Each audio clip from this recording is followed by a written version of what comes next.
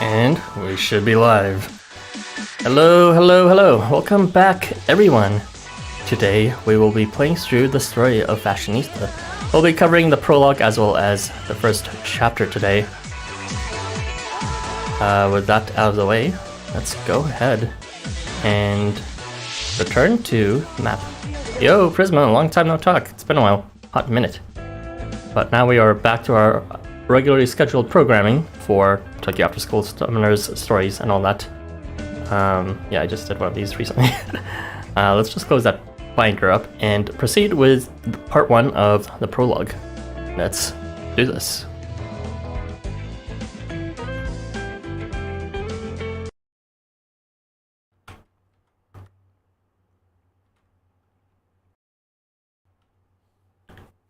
Alright, it's been so long since I've done the stream, I forgot to prepare some playlists up. Ooh, that's awkward.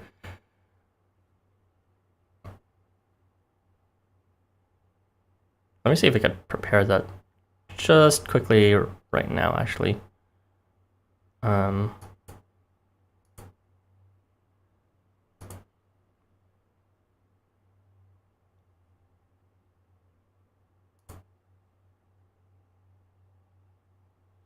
You don't mind the sounds? Oh, that's good. No worries, I'll just switch it back off whenever it's ready and all that. I was expecting this to load a lot faster as a story that didn't take much time, or, you know, one of the early game stories before. That does open up playlist. Probably the discussion playlist is fine. I would only do grinding, but I haven't. Maybe I'll do a leisure playlist. Grinding's fine.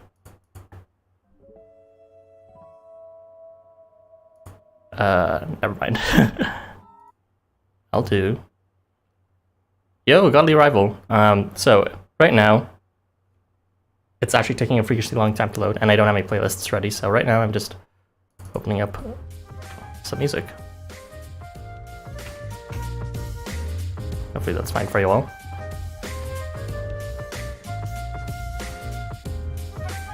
I'll have that on mix and access back out. Actually, trust me, it's still loading on my side too. I didn't forget.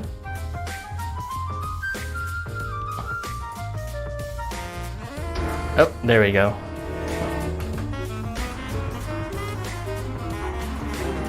Okay, there you go. No, it's not supposed to look like that. Alright, there you go. It never happened. You saw nothing. Alright. So, where were we? In a certain month, on a certain day, among the high-tech smart office buildings of the Roppongi neighborhood in Tokyo's Minato ward, Humao's office sits smack dab in the midst of a cluster of skyscrapers owned and operated by Tokyo's most prominent companies.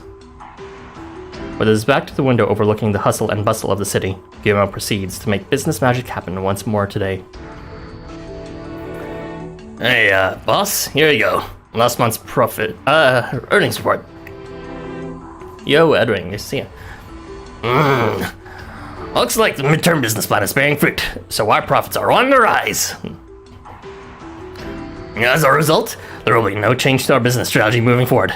Please inform the employees as much.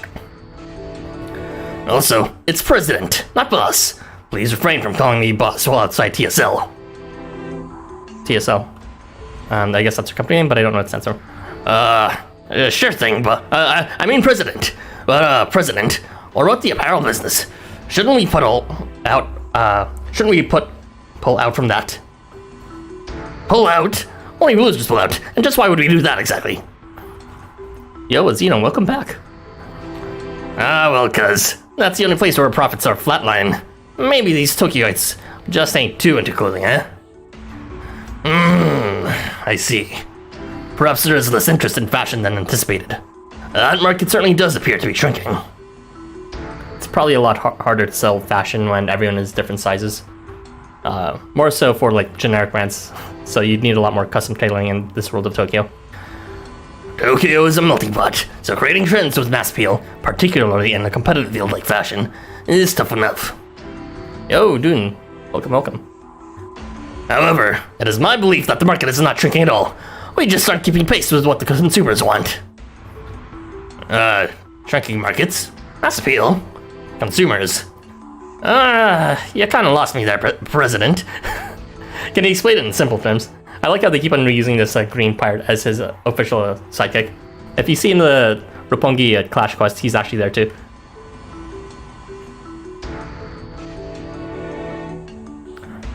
Out of my way! Just then, a shrill voice cuts through the office like a shockwave. I knew it. It's Arachne. It's really Arachne, isn't it? Oh, never mind. Oh, it is. Someone like a behemoth or aquatic transients can't buy regular clothes. Yeah. And a lot of clothes need custom holes for their tails. Please, Lady Arachne, if you wish to meet with him, you must make an appointment first. No! That took a while. This is an emergency. Extenuating circumstances. The entire fashion world hangs in a balance. Move aside, I say. It's the sound of a woman who won't take no for an answer, determined to barge into Yumao's office despite the security guard's pleas. Oh no, it's Karen. But in the next instant, there she stands. Female R voice woke. Please don't make me say things like woke. That's so dumb. Anyways. Now, would you care to explain yourself, Monsieur Yumao? Why was I, the obvious choice, not selected for the show? And greetings to you as well, Madame Arachne. Though, it seems you are not in the best of spirits this fine morning. I can offer you some of our freshly squeezed hot milk, available directly from the source. What do you say? Studies show it can help lower your ones. I do not require milk. You should ask Miss Snow that. I will ask you one more time, and I expect you will give me a satisfactory answer. The spider transient, boasting almost mathematically perfect body proportions, all wrapped up in a deluxe business suit, twists her face with a mixture of raw anger and humiliation. She's holding a sheaf of papers in her arms and presents it to Guillemot, as she carefully reiterates her question. Now, why, pray tell, are my clothes not gracing the runway at prestigious Tokyo Mode Collection fashion show? For just a moment, Guillemot shuts his eyes, thinking back to the initial proposal tendered by this particular business partner of his. Madame Arachne, if I recall your proposal correctly. You requested that your designs open up the runway to be shown last as grand finale. Regrettably, it was determined that your outfits presented too much of a risk of halation when being photographed.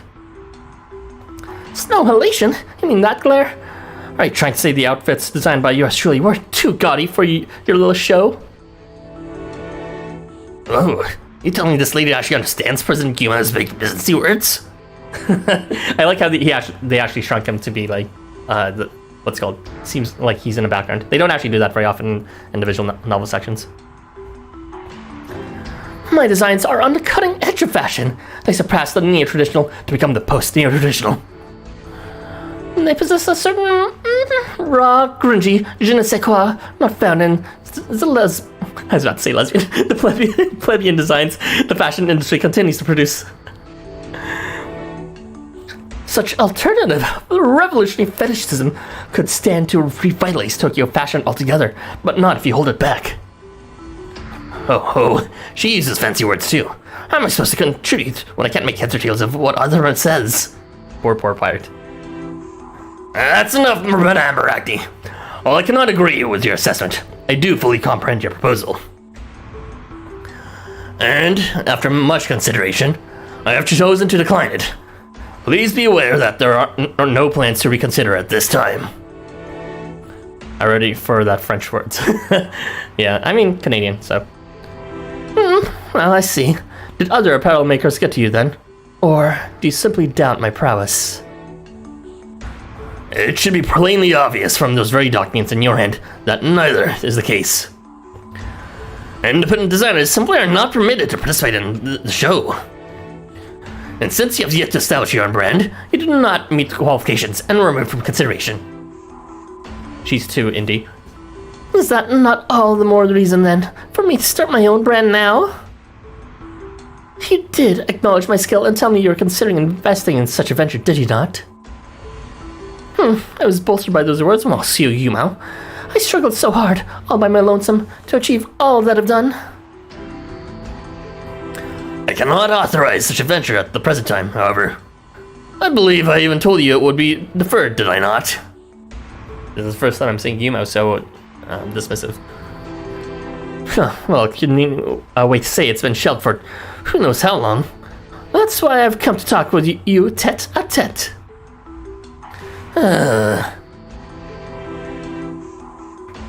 Yumo, aware he can't just brush this under the rug anymore, lets slip a most inaudible sigh as he tries to think of the most amicable possible way to put this whole matter to bed.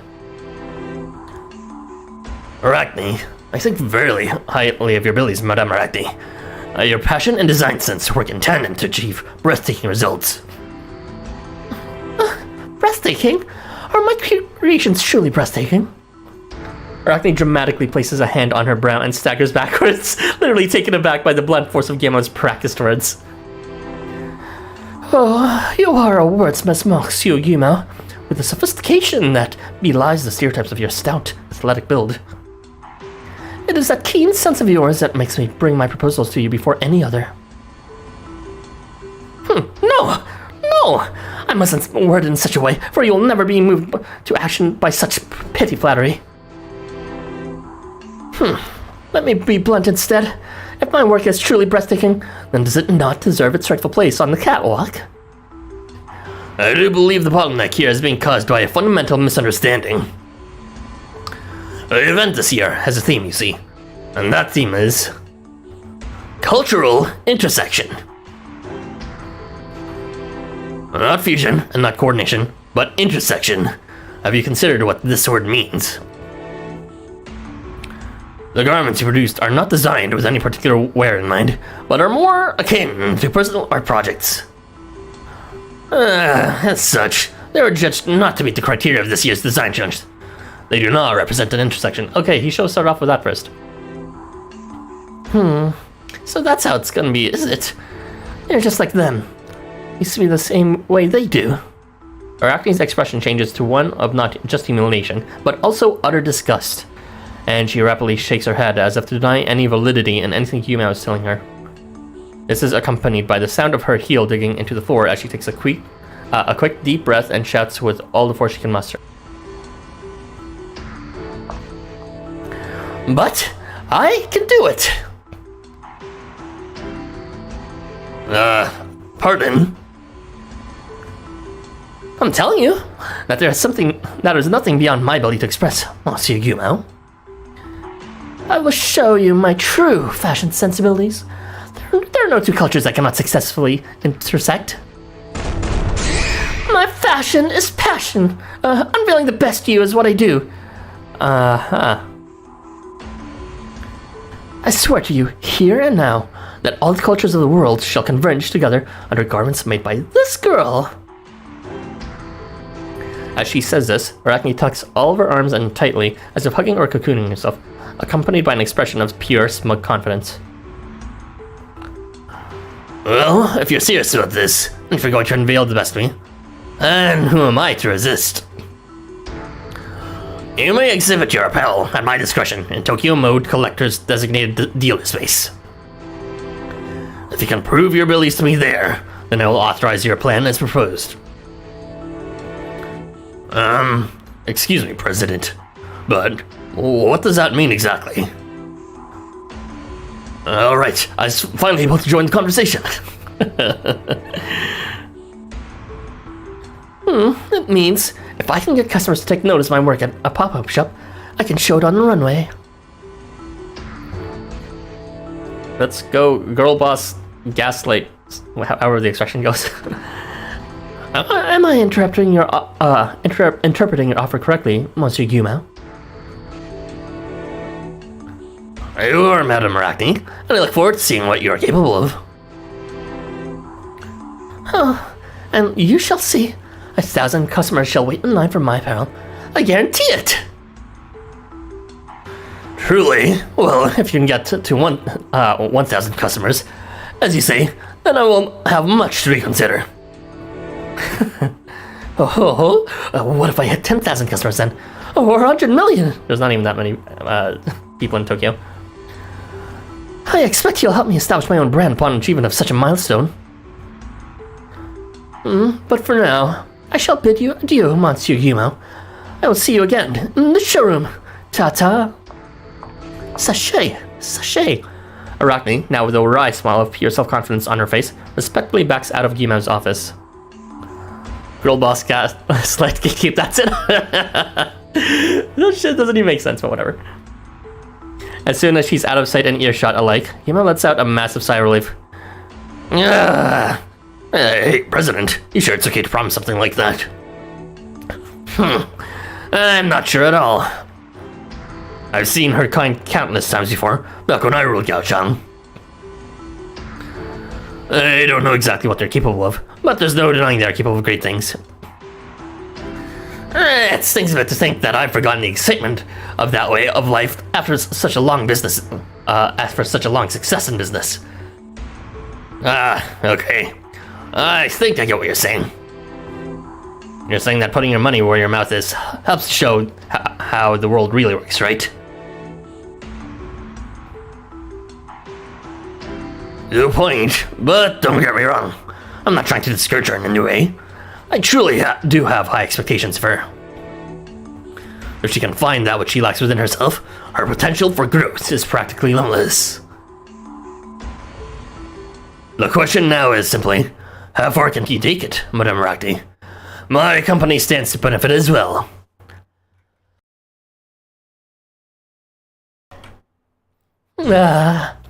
Well, that happened. Why? I've done it again.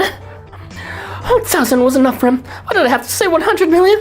Why must I always succumb to bluster? For real, Jesus Christ. Oh, so they actually agreed to that. I thought that she was just saying that for hype, but apparently not. This is why the boutique I opened in my hometown fell to ruin. Oh, rip Arachne. Stupid. When it comes to fashion, I can never stay grounded. My attire is perfect the way it is. So, what can I possibly do to make it better? What is it that's missing? What is it yet that... what will it yet take for the world to recognize my talents? Perhaps if I alone am not enough,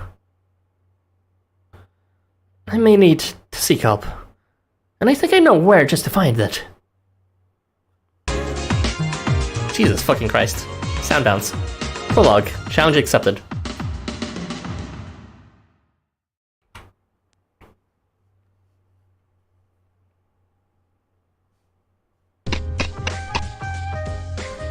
I'm back! Oh man, it is way too hot outside. But there's nothing quite like a nice air-conditioned room. Feels like home. Hey, you're late, Ryota. Let's hurry up and eat those ice creams you brought. I call chocolate, 2 of them. Oh, come now, Kengo. Don't be greedy. When one comes home, the first thing to do is wash one's hands and mouth. Can't that wait? Come on now, get in here, Ryota.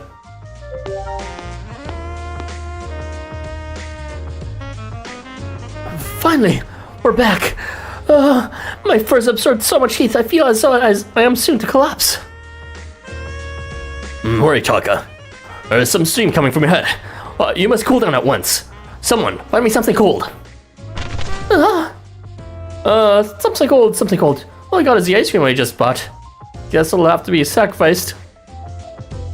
When you get turned into a spider, but you're still a girl boss. Yeah. No, you idiot. That would be just a waste. We should have some ice packs in the freezer. But hurry, though. What's all this commotion in here? Oh, welcome back. Moritaka! Don't tell me the heat sent you in again. You already did this during the desert journey. Alley-oop. Here you go, Moritaka. An ice pack. Got it right here in my shirt pocket. So cold. The prologue gang, aka everyone here gets a Thanos snap the moment the prologue finishes rather. Thank you, everyone. My apologies for making you worry. I should be okay now that I am hydrated and cooled. This season has been tough for us Syrians, since we've both got fur and clothes to trap in heat. That aside though, don't expect to see you all this early today. Something up at school? Today's the last day of the finals, and those are the only in the morning. And ice cream is brain food, since it gives your brain a nice freeze, so we all chipped in to get a whole bunch. I thought he was going to say something about giving sugar, but okay. I too have only had morning tests during this period, but once they're over, our exciting new summer vacation begins. Huh? Where'd Sasako go? We even bought him his favorite ice cream flavor, honey tangerine. Oh, he had an urgent cold or something, so I got changed in a big hurry and then teleported out here. Sasako's leaving the house. Well, wonders never cease. So Sasako's not here then. That's a pity. I was hoping to make some plans for what to do over the summer break. Guess we should save some ice cream until he's back. Give it here, Kengo. That's going in the freezer for now. No, not my chocolate ice cream, just one bite. That's all I ask. Nuh-uh. That ice cream is for our meeting. When Sasako gets back, we'll eat it while we talk about our summer plans. What does it matter if I eat mine a little in advance? Go making real rules for stuff. I'm back. They are. Oh man, do I not recommend going outside for any reason right now?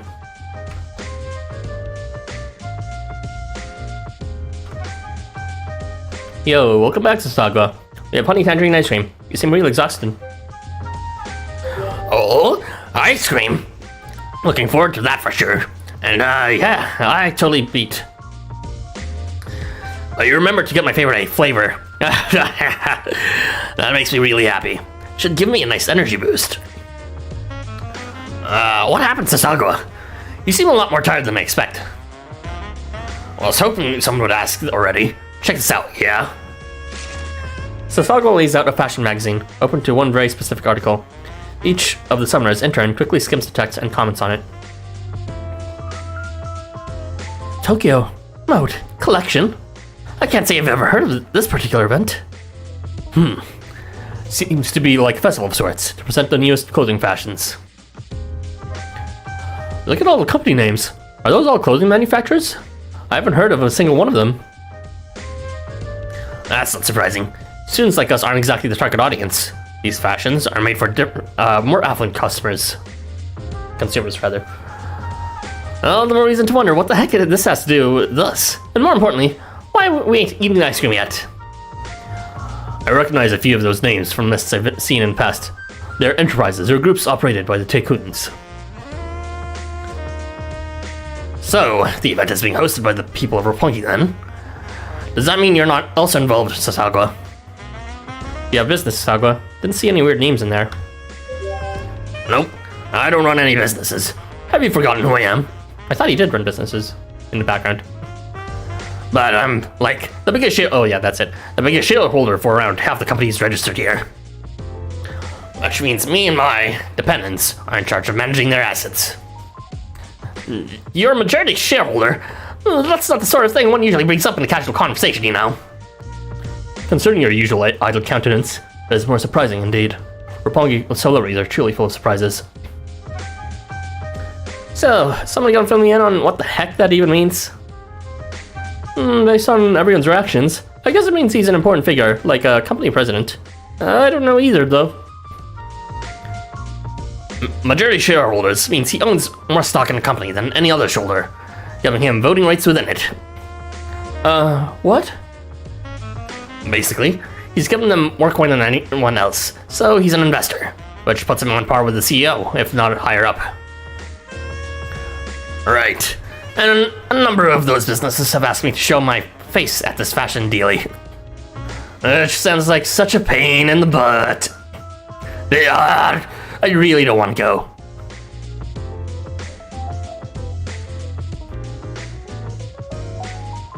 Then why not just turn them down? You turn down requests from everybody all the time as it is.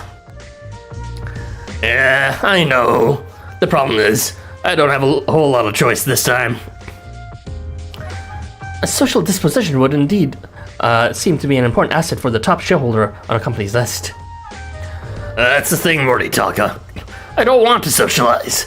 Workplace dealings are one thing, but going out to just to mingle is such a drag.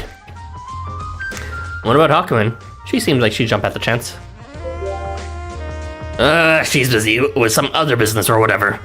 Said she can't attend the fashion show this year.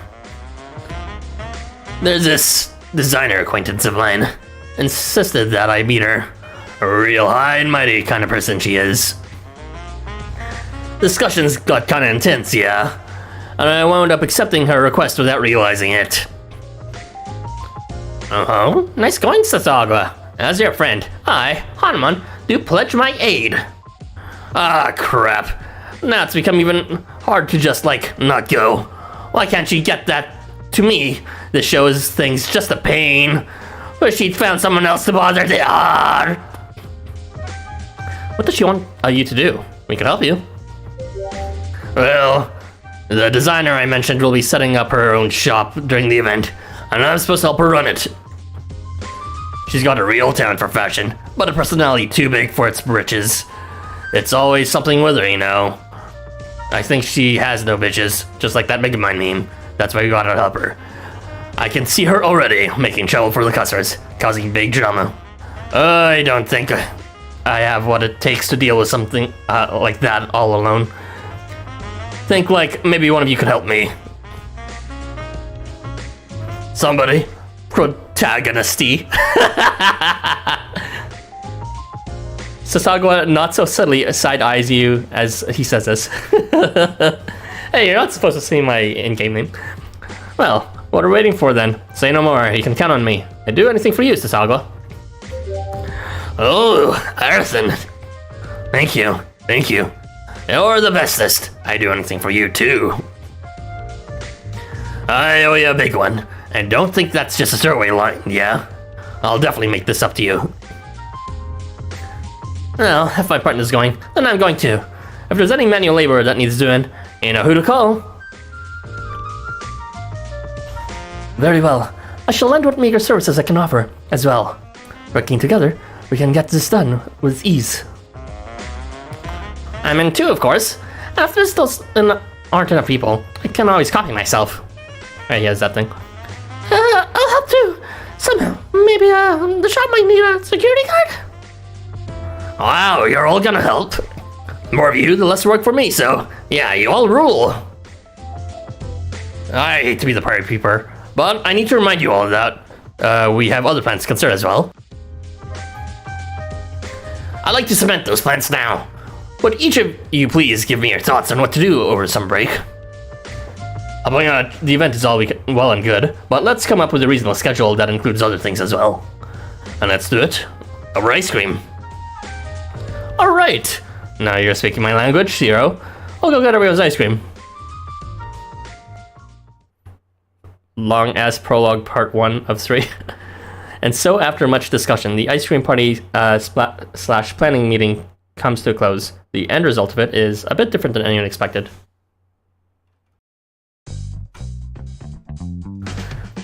How? How did it come to this?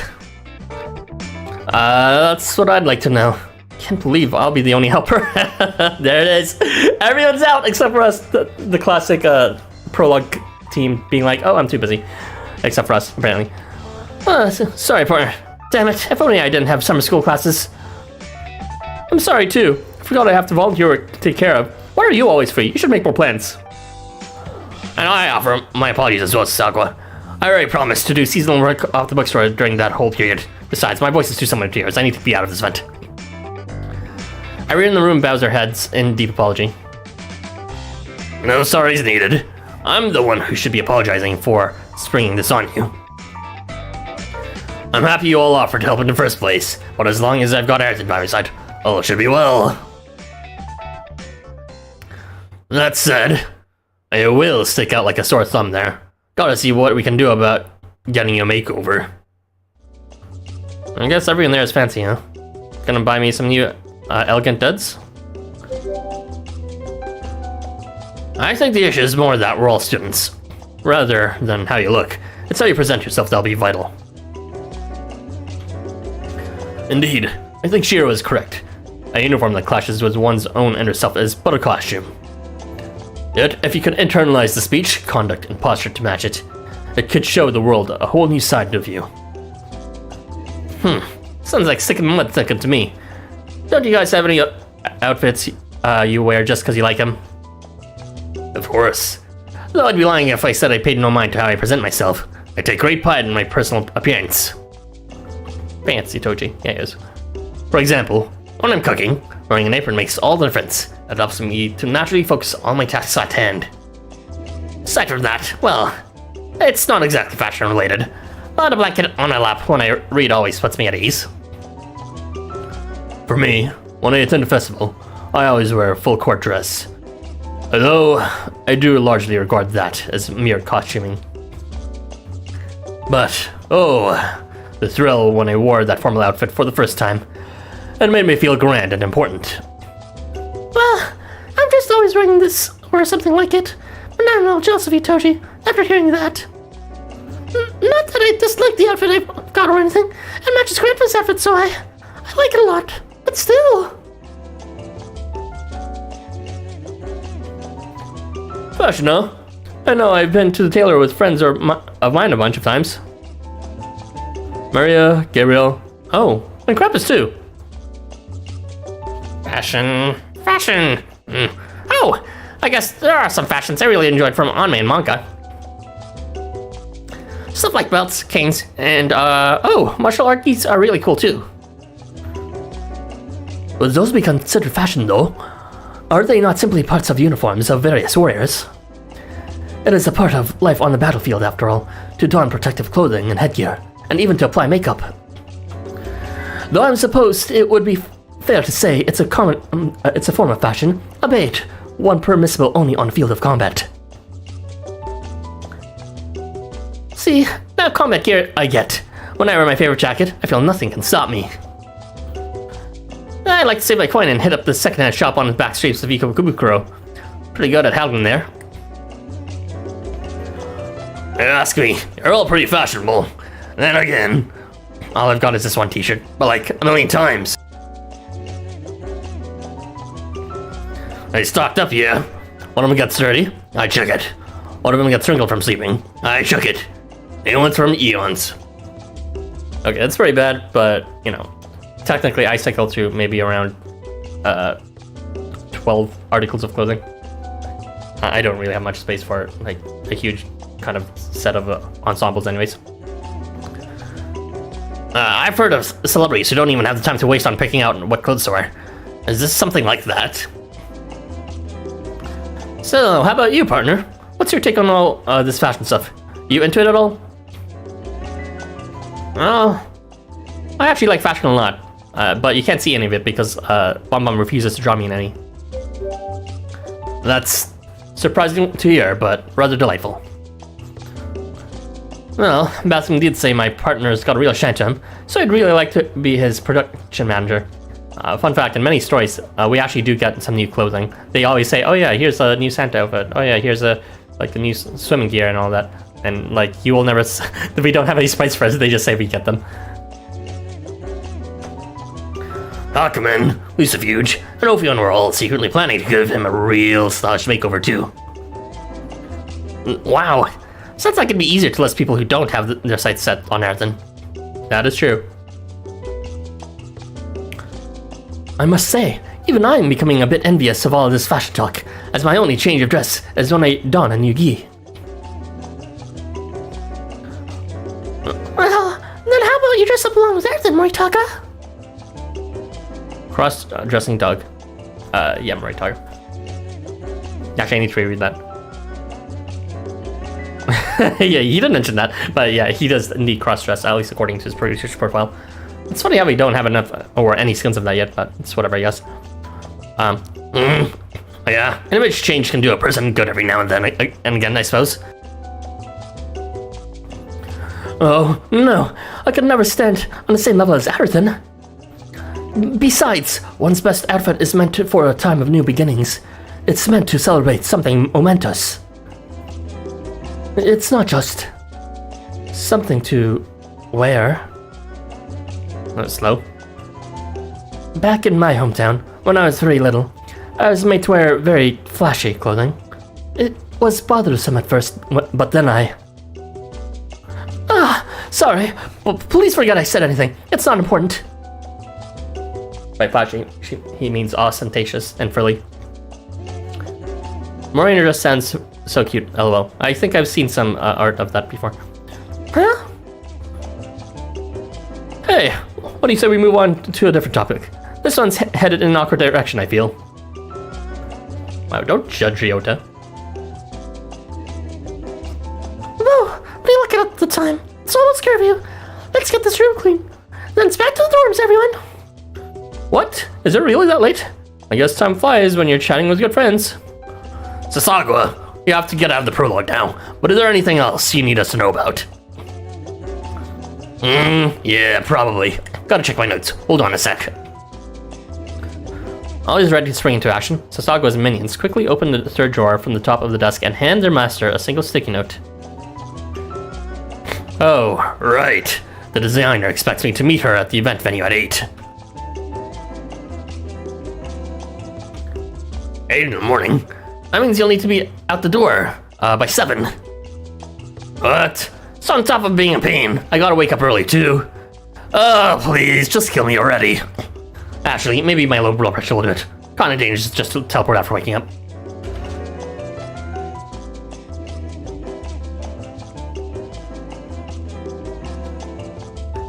The last thing up was set alarms. But if I don't wake up one time, you'll just have to come get me then, okay? Well, I can do that, but on the flip side, if I don't wake up on time, I'm counting on you to razz me in any way you like. 10-4. On that, I promise I'll be there to wake you from your slumber. Maybe. I'll try. Longest as prologue part 1.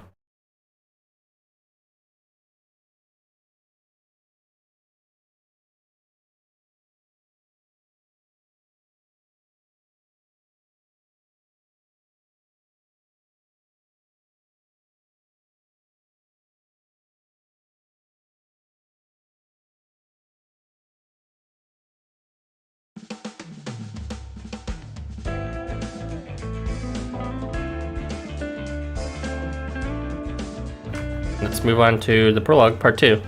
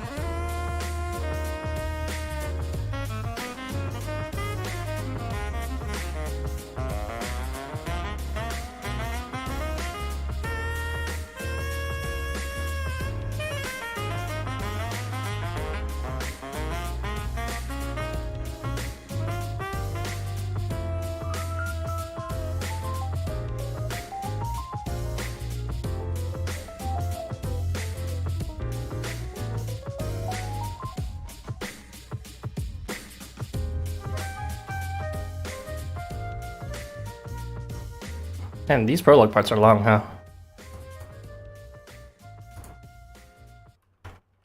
Alright, we're back in action.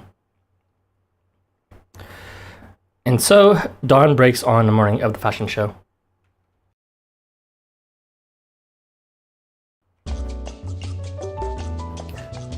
As Tokyo has already entered into its long period of summer vacation, the makeup of the people lining the streets has changed quite drastically from the norm.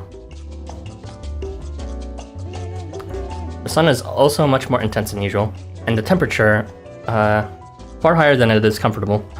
These are the things you notice as you and Sasagawa stand around in awkward silence.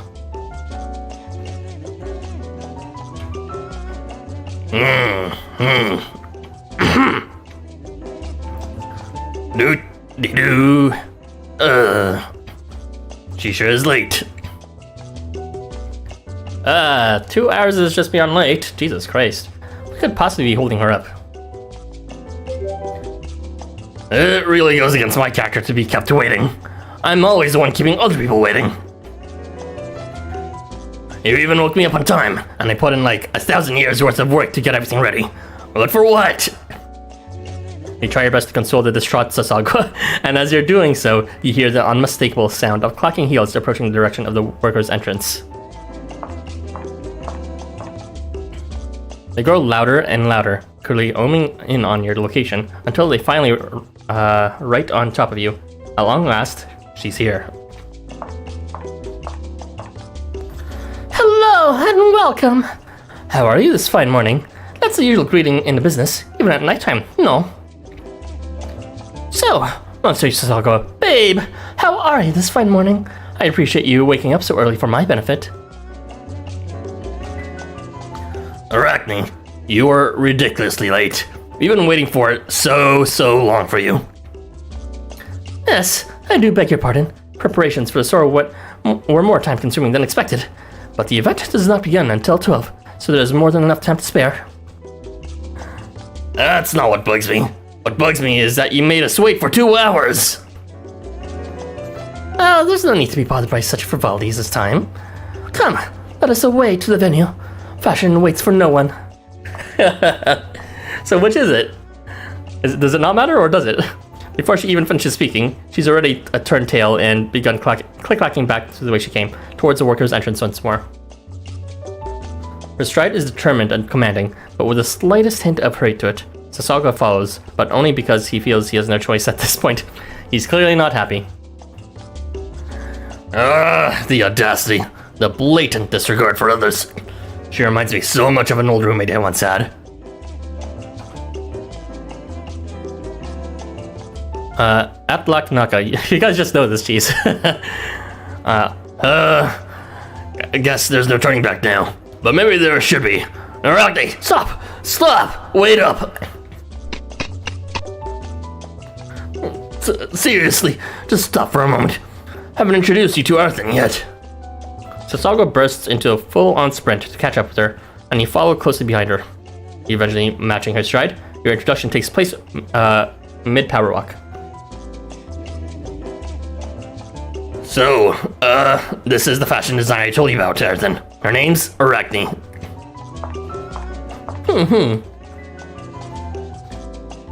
Oh, come on. At least look at him when you're being introduced. Fine then, up we go. Nice. Sasagawa lifts Arachne off the ground and physically turns her to face you. She stares you down in absolute silence, the look in her eyes suggesting that she's analyzing the entirety of your being in just those few moments. Finally, she speaks. Oh, I'm terribly sorry. Where are my manners? And Sasagawa, both of you, I'm truly very sorry to have kept you waiting for so long. I'm kind of used to it, from a workaholic spider like you with a gajillion things on her plate. But since you apologized, I guess I can magnanimously overlook it this time. Once again, this is my friend Arachne, the fashion designer I mentioned. So, this is a real industry insider, huh? Marathon, pleasure. Oh, how delightful. A not unsuitable greeting, I'd say. It has an appropriate level of sophistication and maturity to it. Perhaps a good match for the mature charms of the garments you'll be helping me sell. You may have what it takes after all. Just a moment. Are you? I see. Yes. This? This is perfect.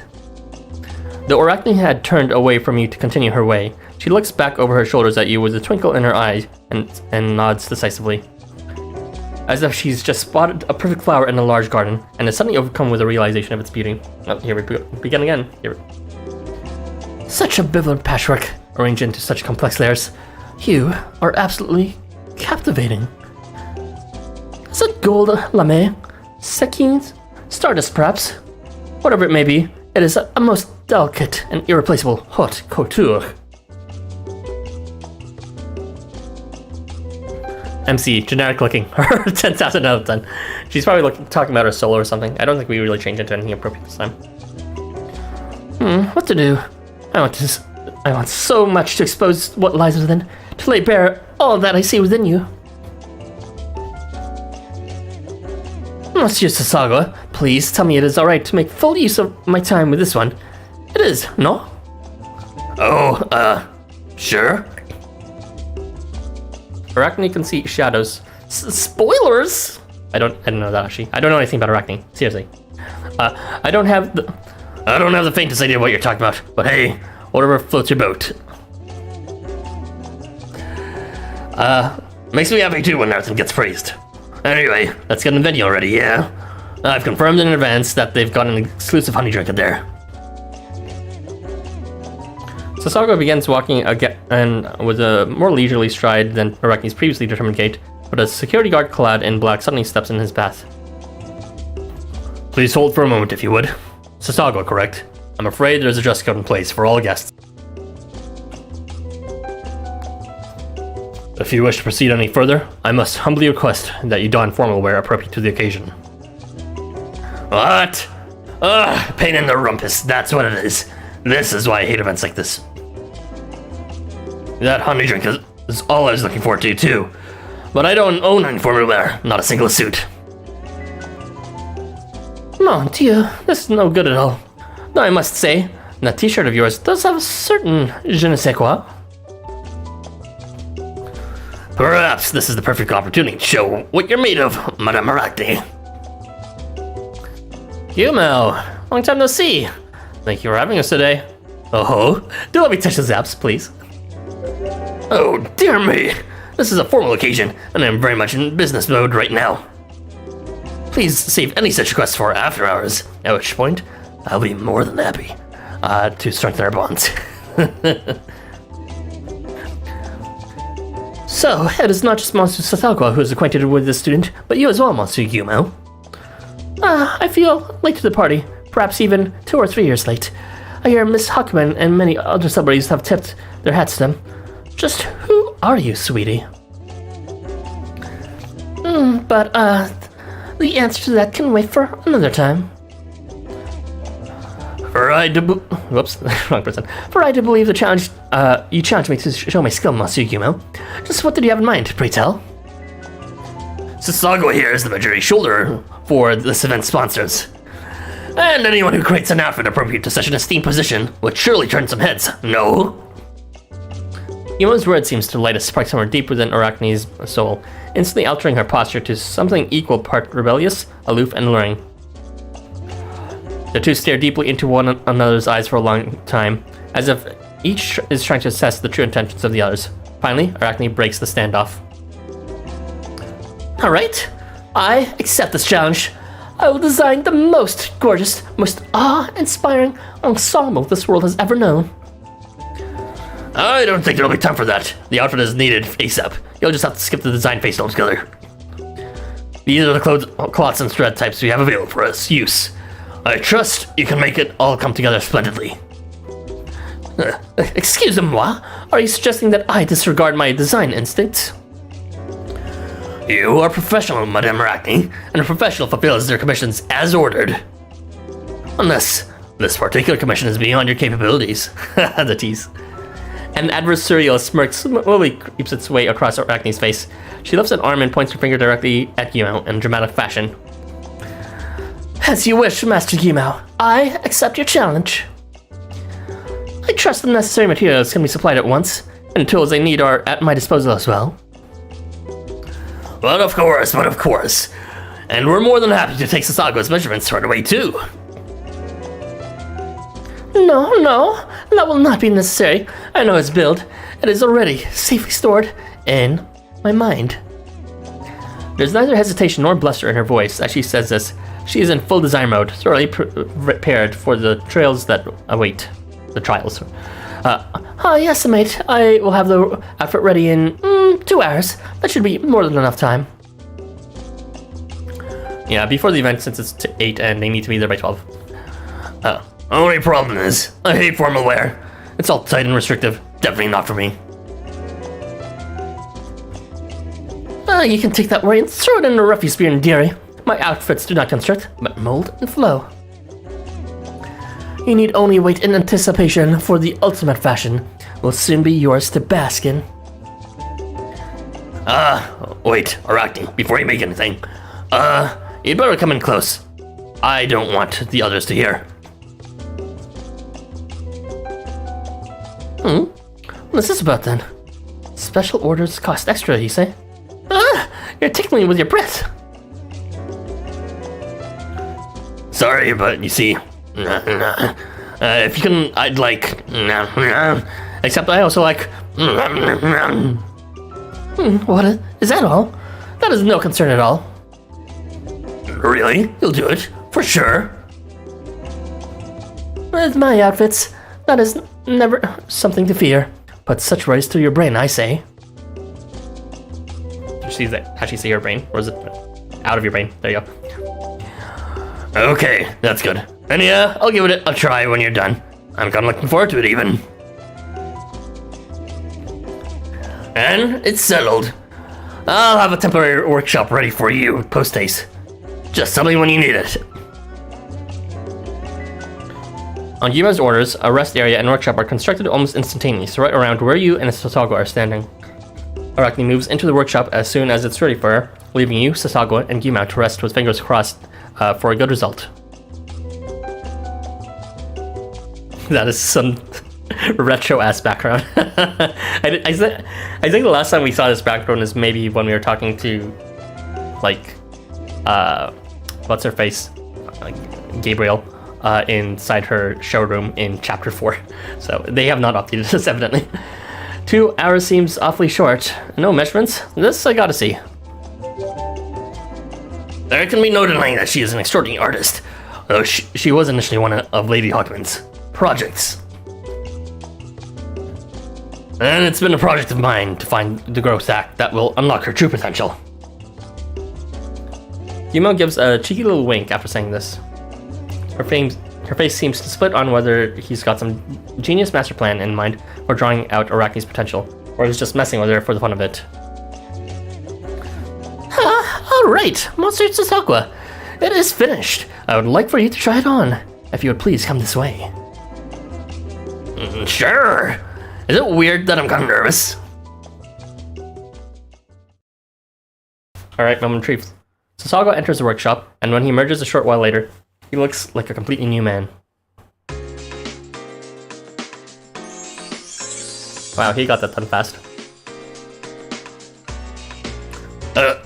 How do I look? Is it okay? Hey, looking dapper. Cute is the first word that comes to mind, though. Check out that luscious paunch. What?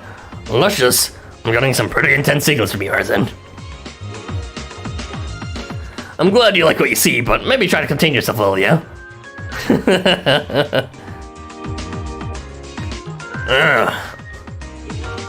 So, what's the verdict, Monsieur Yumo? Do you have any criticisms of my suit? I designed it to your specifications and well beyond, pushing the fabric to its limits and ensuring every stitch is in its place.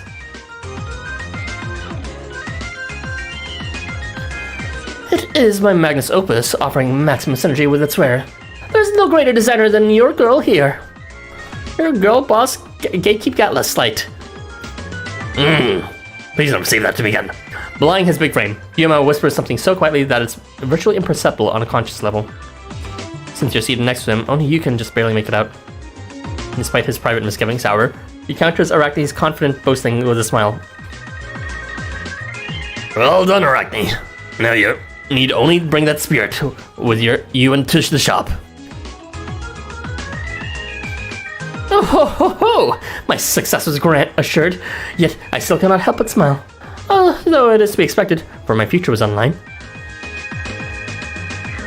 You as fuck. Gaslit, Gatekeep, Girlboss. This is gonna be the entire event where we see every new character. She's gonna gaslight and gatekeep every character and give them a new ensemble. But I almost forgot. We're in a place of presentation, no?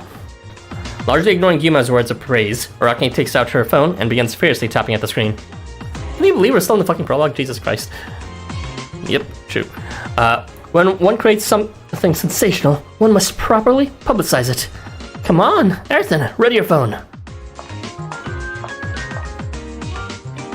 Billy. Ouch. Punch. We must entice customers to my shop.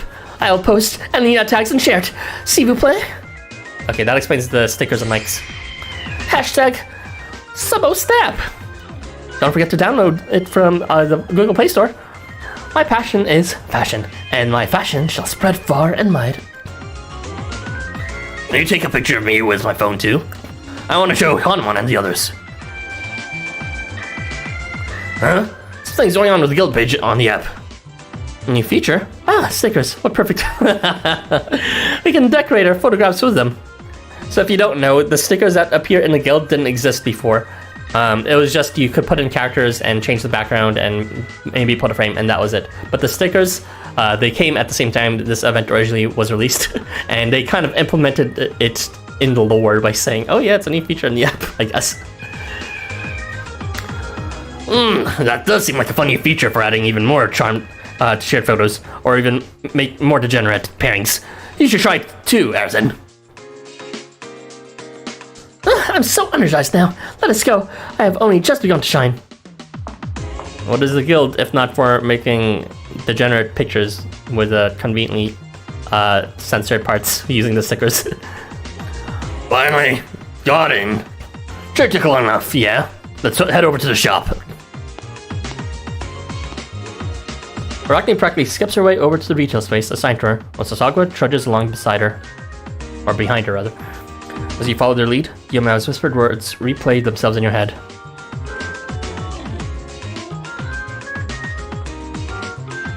It is my Magnus Magnum Opus, offering maximum synergy with its wearer. There's no greater design than your girl here. The results are good, but as expected, she's gone well outside the bounds that were set for her.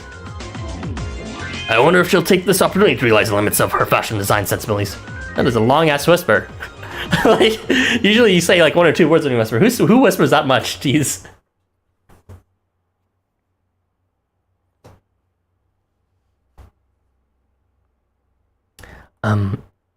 The fashion sensibilities here is quite impressive, but I do feel that she may be overextending herself, and she may need to overcome that to have a breakthrough yet.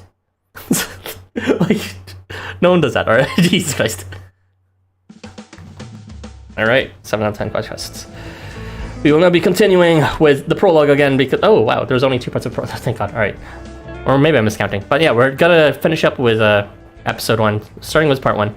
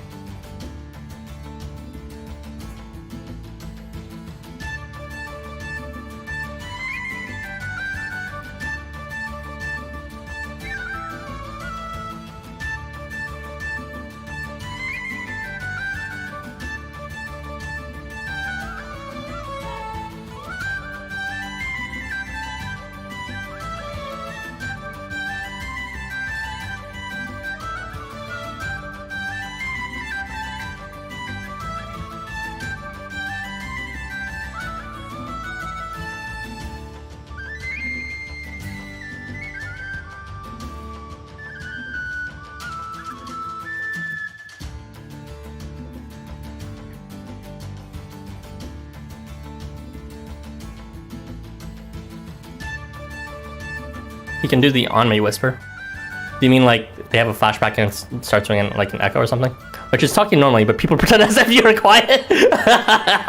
Not the on me whisper, no.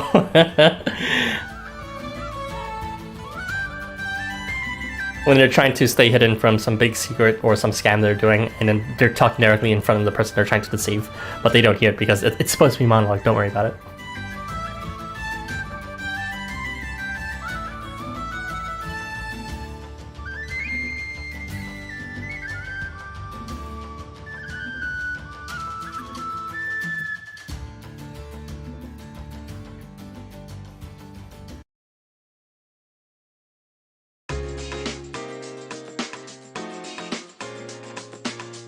Episode 1, A Natural Delegation.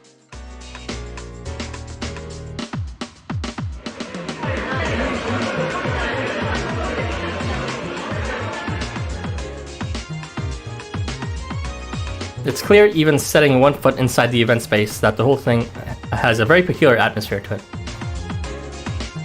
It's not like that of a festival, as any and all enthusiasm in the air is subdued. Nor is it like a food-related event, with not a single appetizing smell to be found.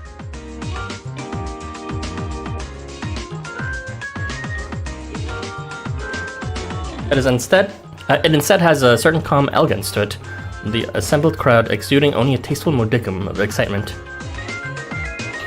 In the crowd itself, each person wearing something exceptional and unique is focused on the racks at each of the pop-up shops that dot the assembly space. Whoa, what a turnout! Of course, Tokyo Mode Collection is a fashion fundamental. Did she say something there? No, she didn't. Everyone who is anyone in the world of attire can simply cannot wait for this day each year, when so many fashionistas come together. It's kind of hard to tell since everybody's all elegant and junk, but if you look close, they really are enjoying themselves. Actually, I have been wondering, this Tokyo Mode Collection event, what kind of event even is it? I'm actually not too sure of the details on that myself. Alright, how about you feel this one? Monsieur Sasawa, I thought surely, as the majority shareholder, you would have been brought up to speed by now. Just because I'm the shareholder doesn't mean I know what I'm doing, yeah? Besides, my fathers take care of all that stuff. Ah, mon dieu. Then before any customers arrive, I have no choice but to give you a short lecture. For someone with no choice, you sure don't seem to be too broken up about it. But of course I would be happy to give this lecture. This is my dream stage, no? I could talk about it all day. Instead, I shall cover only the basics, since time is short. The Tokyo Mode Collection is a grand fashion festival held each year here in Tokyo. Some years, it is even held twice. And one might say, there are two sides to it. The side where it's held twice a year, and the side where it's held once every 3 years. Cough, cough. One is to disseminate the latest, most cutting-edge developments in fashion culture to the masses. Nice transition. The culmination of this is the fashion show held on the final day. For most attendees, that is the main event. It is a chance for all apparel makers and designers to display their talent and sense to the world, holding nothing back. And that's your end goal here, right? What's on the other side of the event? Now, the other side is acquiring new customers and publicity for one's brand through pop-up shops like this.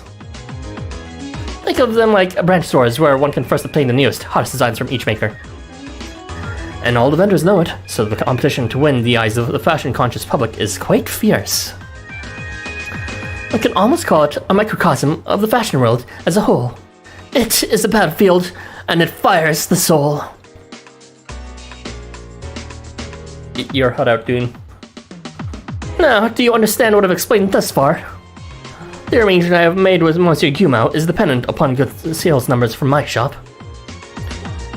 If they meet his approval, then my attire shall grace the fashion show on the final day. Therefore, failure is not an option. If I am to establish my Arachne label, I must have full cooperation from you both, and I expect great things. Then great things you shall have, and don't worry, Sasawa goes in it too. Well, you sure got a positive attitude about it, Arthur. I'll do what I can. I look forward to working with you, Arthur. You as well, Monsieur Sasagua. It is clear to see that you have put forth your very best foot here today. The customers milling around begin to thin as you approach a rather nondescript corner of the event space. But Arachne is all smiles as she turns to face you and Sasagua. Behold, the elegant, gorgeous, fashion of my own design. My ultimate mode. After making this dubious declaration, Arachne unveils the fashion items she's had the set space here operating decorated with. Right in the center of the shop, magnificent mannequins stand all in a row, each decorated magnificently with magnificent clothes. That's what you're picturing anyway. But in actuality... Huh?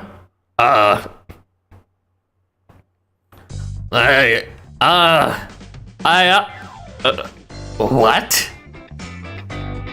This is... the heck is this? Oh, ho, ho, ho, ho. Lost for words, aren't you? It stands to reason when staring down the cutting edge of fashion. Arachne, you, mind if I ask you something? Oh, by all means. I'm well aware that my fashion cannot be so readily understood. So, why are these mannequins wearing seaweed on their heads? And what's with the psychedelic colored cup? Is it a new species? I'm sorry, Monster Sasagua, but I do not quite understand. There's no seaweed or cup in my design. Really? Then what are those mannequins all wrapped up in? That would be my party dress. Perhaps the cutting edge is so sharp it is too painful for you to grasp.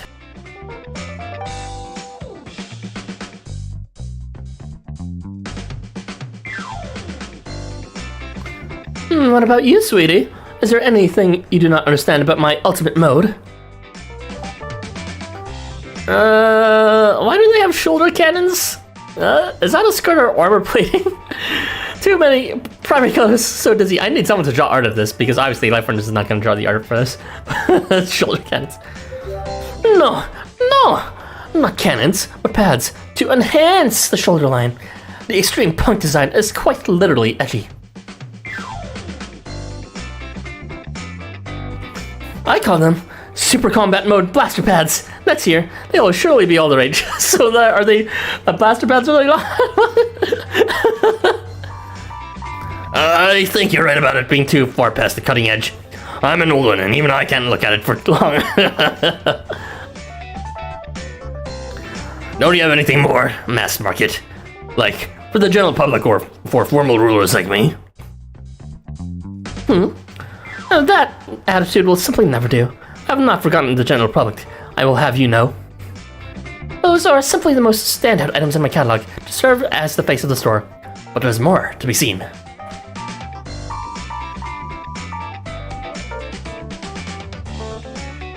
There is a line, though, and this kind of crosses it, yeah. But if you got more on offer, well, that's something at least. Arachne gestures you and Sasago over to a less central part of the store, where there are indeed more mannequins lined up wearing outfits that are actually recognizable as clothes. Recognizable as clothes. Is she like the Ryota of cooking? In fact, much to Sasago's surprise in particular, they're really rather beautiful outfits that sparkle and glitter under the lights from their respective showcases. Now these I can get behind. Are so shiny and look really well made. If this were an RPG, this would be the highest grade equipment. Or you might see nobility or people in castles wearing them. I don't know if I'd want to wear clothing that people from the medieval ages would be wearing. It pleases me to hear you say so, Monsieur Sasago. And one of these can be yours for the price of 25 million coin. Actually, I have enough. Give it to me. Anything for a new protagonist skin, right? Have any casual wear? That's way too much for ordinary people. What is this loose string for? Oh, sweetie, you have a very good eye. That is no string, but my concept for a new trendy string wear. What? Whoever wears this will surely draw everyone's eyes on me. Would you care to try it on? He could be its model. Wait, are we saying it's just a string?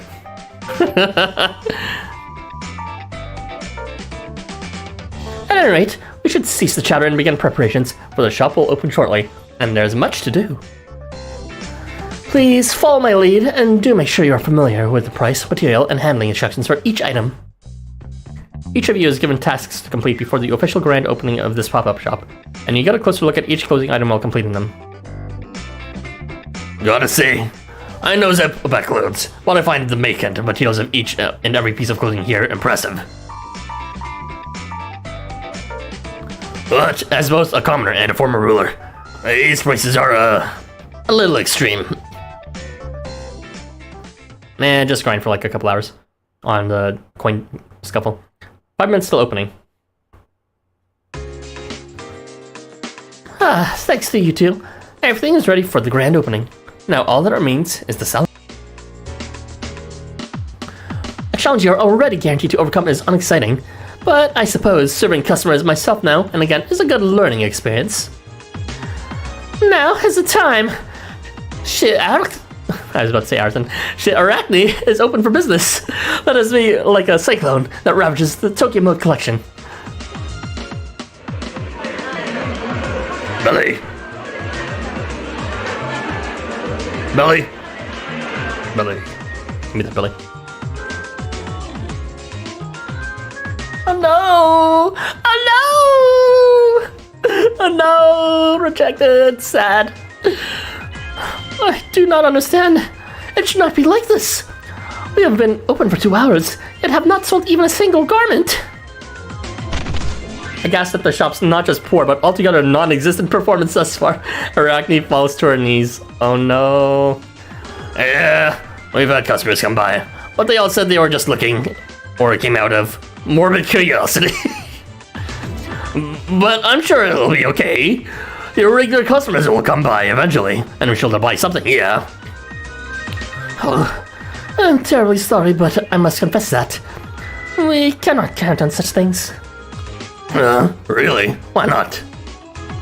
Because, those who regularly wear my outfits only attend exclusive events. They would not come here.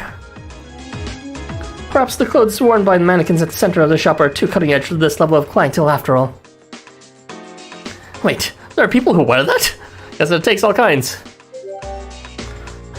There are hardcore fashionistas who buy my clothes, yes, but the agreement with Monsieur Housamo is for the shop here and now. With my pricing, though, I need only sell one article, and I will succeed. Yes, just one sale will pave the way. Okay, give it here. I'll buy it. So that's what you're shooting for, huh? I gotta say, your prospects there aren't looking too hot. May I borrow you for a moment, Arachlin? Those photos of Monsieur Sasago's glorious form earlier. How's the reaction to them? Has there been any buzz? Uh-oh, Araki's self-conscious. They've gotten a lot of likes. I'm revlogging them every way I can. My friends sure left nice comments. Bien. Très bien. Not that I expected anything less, of course. Clothing designed by this girl will naturally be very popular. It is an inevitability. But, out of curiosity, are any of the commenters saying that they want to buy my clothes? And that they will come to the event to get them? There must be someone who says so. No? No? Poor Arachne. Pressured by the desperate look on Arachne's face, you carefully comb through your social media posts. Among all the friends and followers expressing surprise, admiration, and general interest in the photos of Saka's wearing a snow-white formal suit, there are actually several groups of people who claim they intend to come to the event to see the designer's works in person very soon.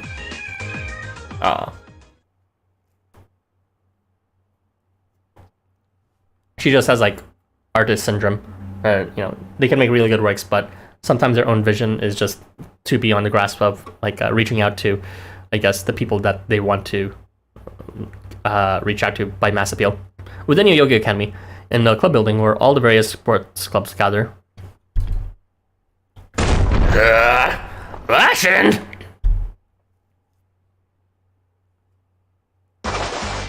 Yeah, you scared me. Don't just suddenly shout out like that, for goodness sakes. What was that just now? A big sneeze. Guessing not, because, that would be one weird sounding sneeze if it was. Yes, what is all the commotion? Has anything happened to my lovely Ashigara? Take a look, everybody. Just look! The summer's theme is fashion. Hey, the buzz. Ashigura turns his phone around so everyone can see the screen, upon which is displayed a picture of Satago all dressed up in his delightful brilliant suit. Wow, that's nice. This guy's looking pretty sharp, huh? Dressed to the nines, that's for sure. Must be a model. Oh, look at who posted it.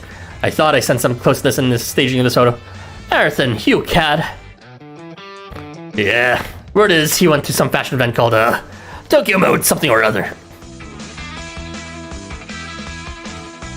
I'm kind of jealous. I wonder if he could pick me out something cool like this to wear. Huh? Surprised to hear that from you, Ashigura. I thought you hated stuff like that. You always say stuff like, oh, I'm gonna make those fancy pants right off you. What? I said no such things.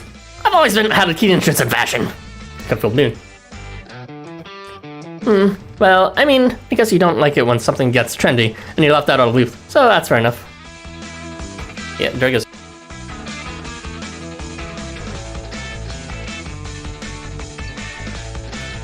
Frankly, I like where this is going. I'd love to see Ashigura all dolled up. Yeah, none of us really have the chance of doing anything fashionable, since we're always busy with sports. Aside from you, Walk-On. But I'm not sure even you have that kind of time, or the desire. Is Walk-On not busy? I don't get it. How could Walk-On not be busy compared to the others? Being popular with a certain group isn't really for me. I love everyone and prefer to focus all my effort on that. Of course, if dressing up could bring me love in return from everyone, that would be a different story. Oh, shut up! You're already loved by everyone. You don't need any help, so stop pretending like you didn't get the most sales for this event. It pisses me off.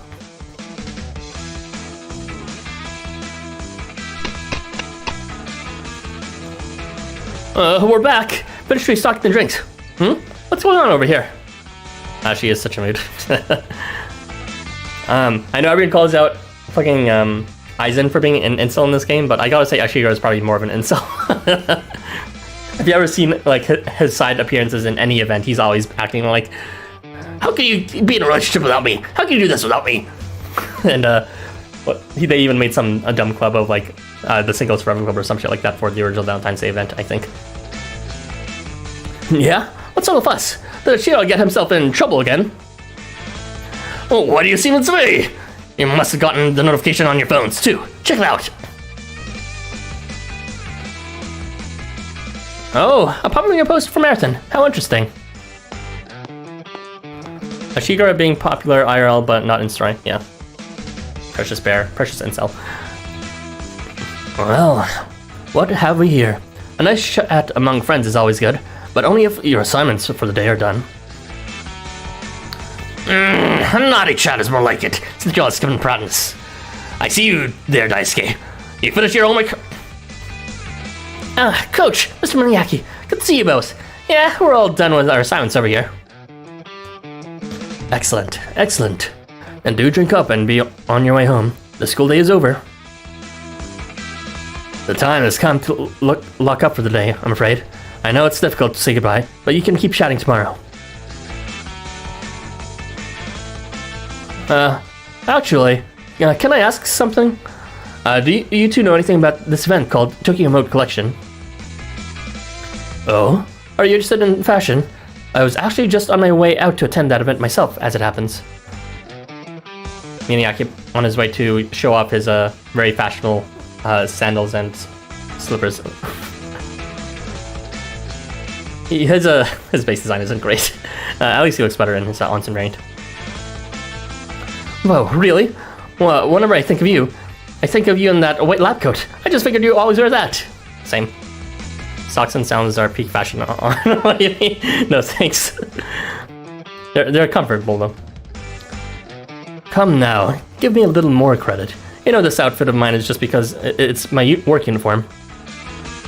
Okay, to his credit, out of all the Yoyogi students and, you know, Yoyogi student body in general and faculty, During the anniversary, he actually wore his tux probably the best.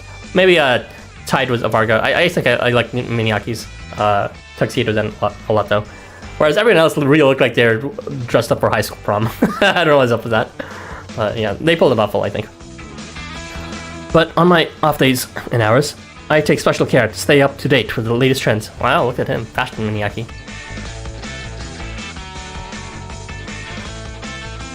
What's more, Mr. Avarga here also expressed interest in attending. Shall we go together this evening, Mr. Avarga? Sure, Mr. Miniaki. I gotta admit, I have kind of a thing for city fashion. They besties. They're friends. Teachers be friends.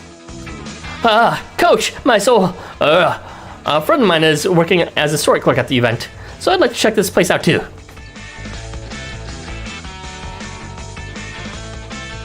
Yeah, we're all friends with them, so we all go. Real good fortune we ran into you. Mind if we tag along?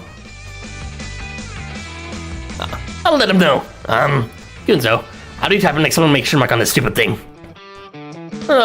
Just let me see your phone for a sec. I'll show you. Thanks, here you go.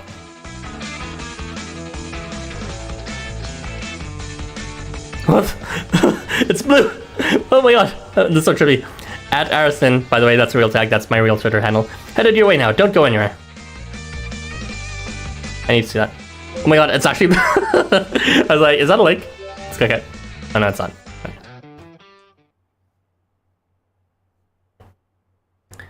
In a particular office at Daikanyam Academy.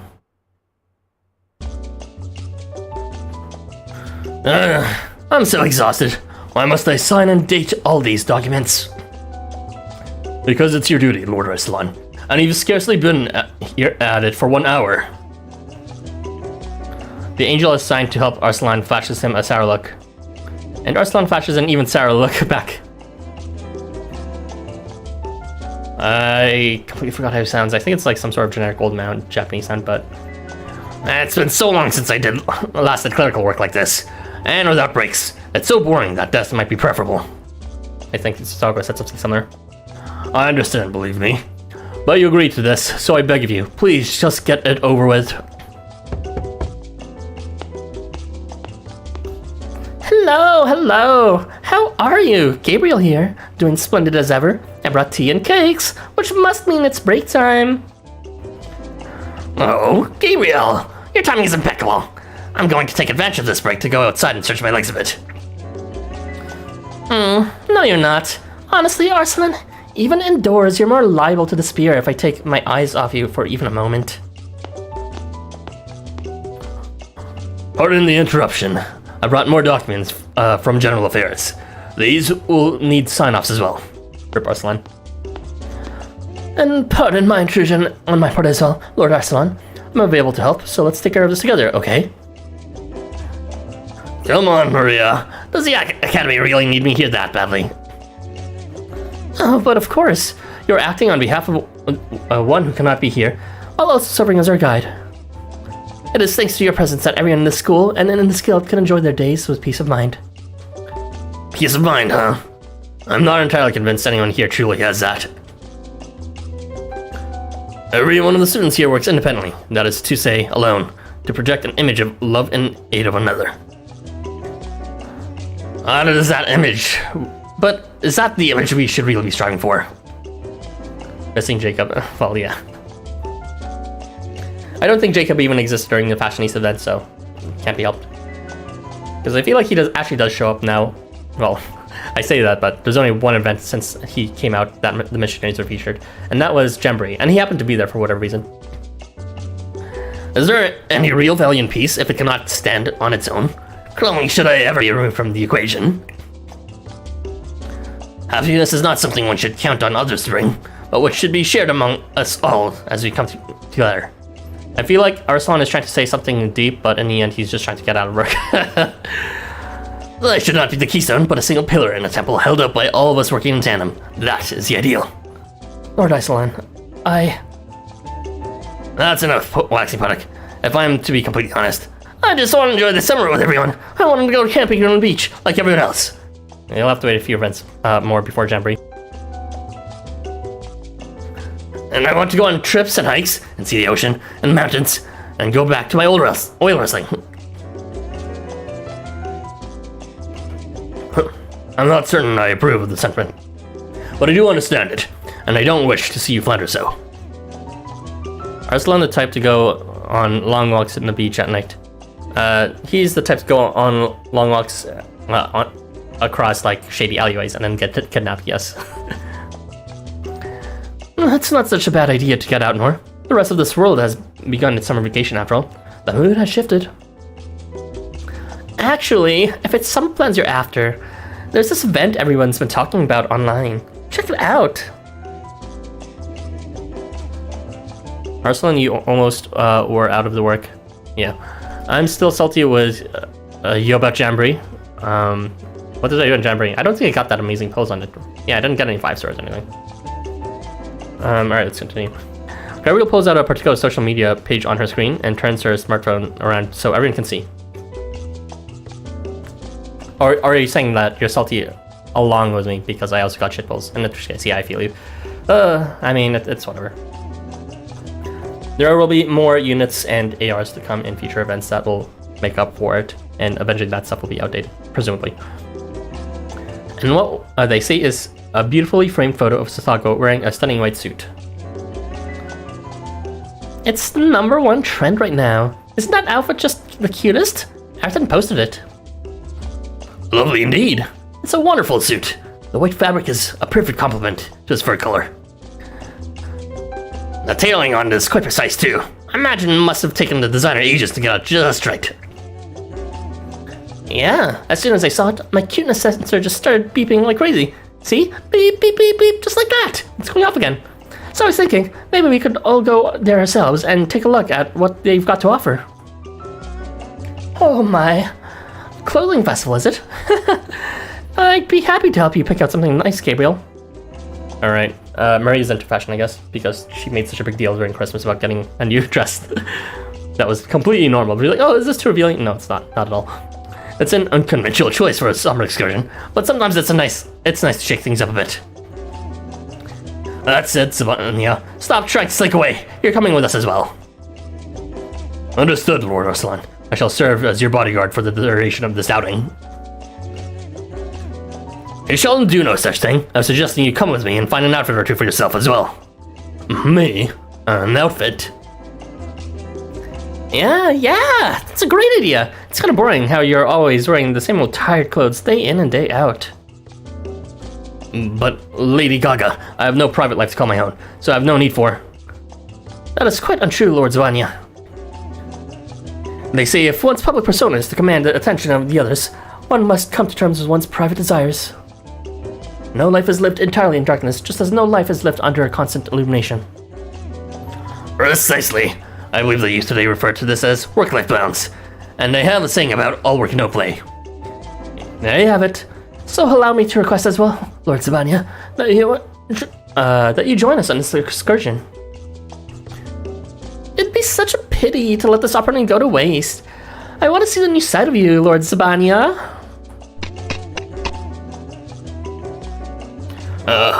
As you command. The angel attendant lets out a sigh, having just borne witness to Zabania being backed into corner by Maria, Arslan, and Gabriel. I hate to say it, Lord Arslan, but you still need to finish the authorizing of the documentation before you can go anywhere. Did they just... He's gone already. They're all gone. They totally dipped. I guess it's just part of the missionaries to always be dipping. On my way with the gang. Get your cutest outfits ready to show us. XOXO. At Ayrton.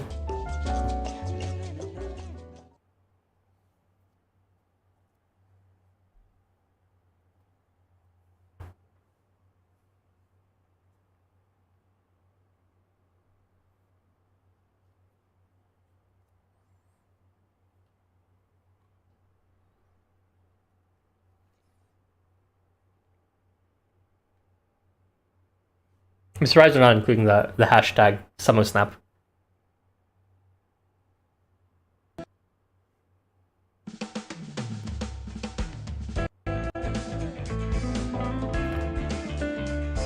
I noticed that missionaries tend to be missing when people need them to do their duty. Yeah, they're not exactly the most, the highest work ethic people, but it's whatever. Alright, part 2 of episode 1, let's do this.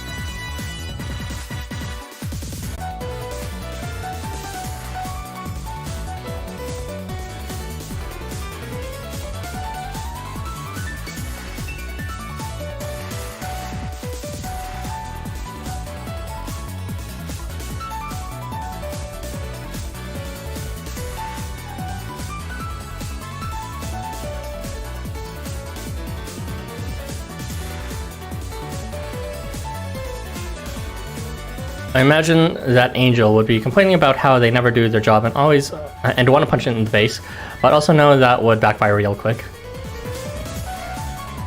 Yeah. I mean, what's it called? He doesn't have a name anyway, so who cares? He's a recurring character, but no name.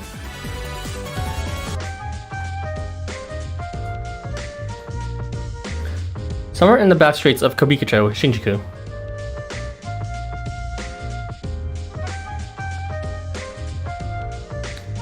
Suzuka whiles away a sweltering early summer afternoon on her smartphone. She's looking over the official website for the Tokyo Mode collection event, having followed a couple links from the photographs posted by me. So, this is what the cutting edge of fashion looks like, huh? Must be nice. He finds herself absent-mindedly thumbing through the summer catalog on a site, as if spellbound by it. And this is a side of the stern caretaker, Suzuku, that others rarely see. A schoolgirl dreaming of the bigger world beyond what she knows. I should really buy a new swimsuit this year. Getting some sun would really help give me that schoolgirl glow.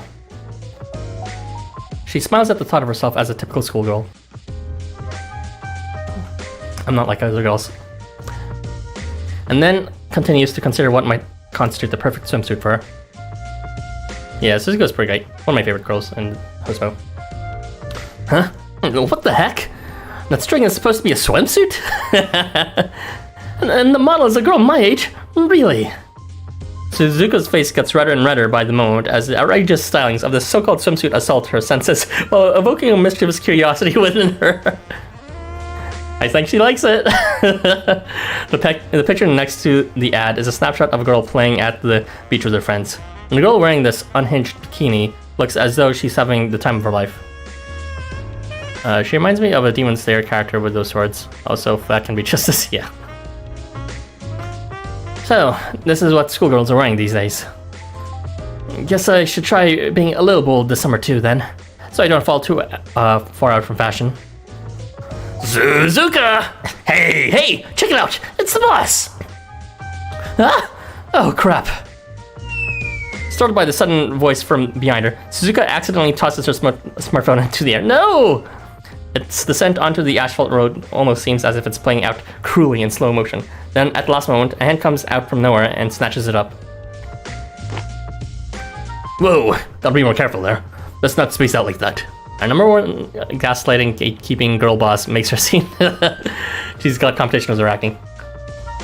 Oh, thanks, Tetsuya. But you, Tetsuox. Suzuka, I can explain. It's about the boss. How many times have I told you it's never okay to suddenly start screaming at the top of your lungs? If Tetsuya hadn't caught my phone just now, that screen would be in a million pieces on the road. Hopefully he's not reading it. Suzuka turns towards Tetsuya as she says this, and her voice tapers off as she realizes something. Here it comes. Her screen was on, and the Tokyo Mode collection page up when the phone left her hand, with the photo of a rather sketchy swimsuit bottle prominently displayed upon it. And that phone is now in Tetsuya's outstretched hand as he offers it back to Suzuka. He says nothing. His sunglasses make it impossible to properly read his expression.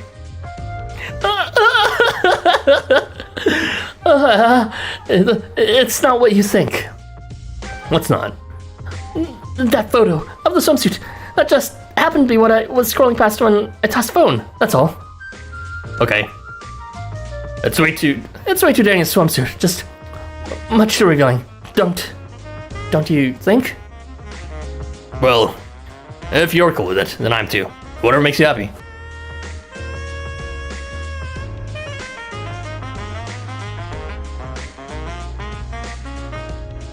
Yeah, I guess I should.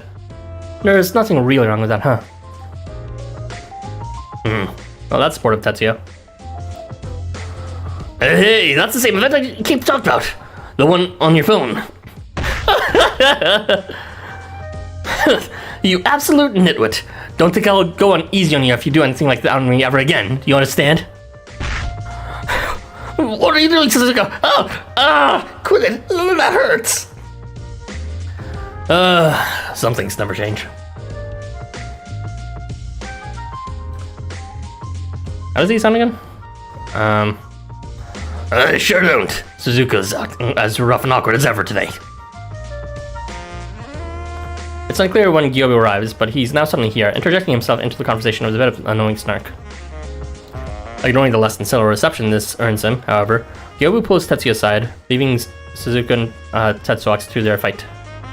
Like, I don't use Gyobu enough to really remember his voice. I do remember he had a pretty distinct one. Why not just be honest and tell her you want to see what she looks like in that thing? You don't know I'm not good with that kind of stuff. Stick me in some seedy joint after hours and I can play the tough guy, no problem. But when it comes to saying what's on my mind, I'm a man of few words. Mostly because I can never think of the right ones. What's there to think about? She's old enough to wear whatever strikes her fancy. And that bikini there sure seems to... When did you start sticking your nose in other people's business like this, old man? When didn't I? It's just, I don't really get much screen time, so you don't notice it. She's finally starting to loosen up and express herself a bit, and I think that's good for her.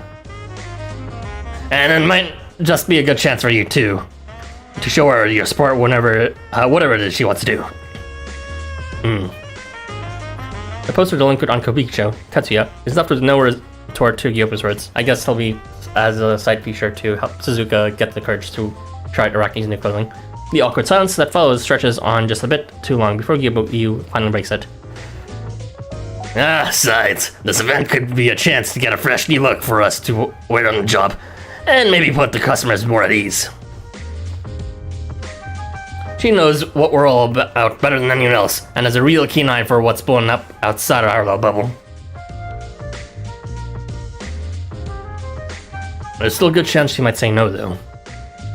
If she does, I'll take care of it. I've got something in mind. In fact, I'm gonna go make a call right now. Excuse me a minute.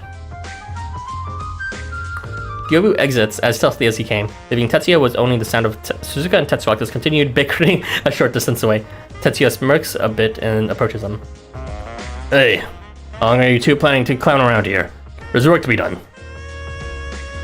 Right. I'll head out on patrol. Not so fast. I got something else on mind for you. Something well suited to that discerning eye of yours.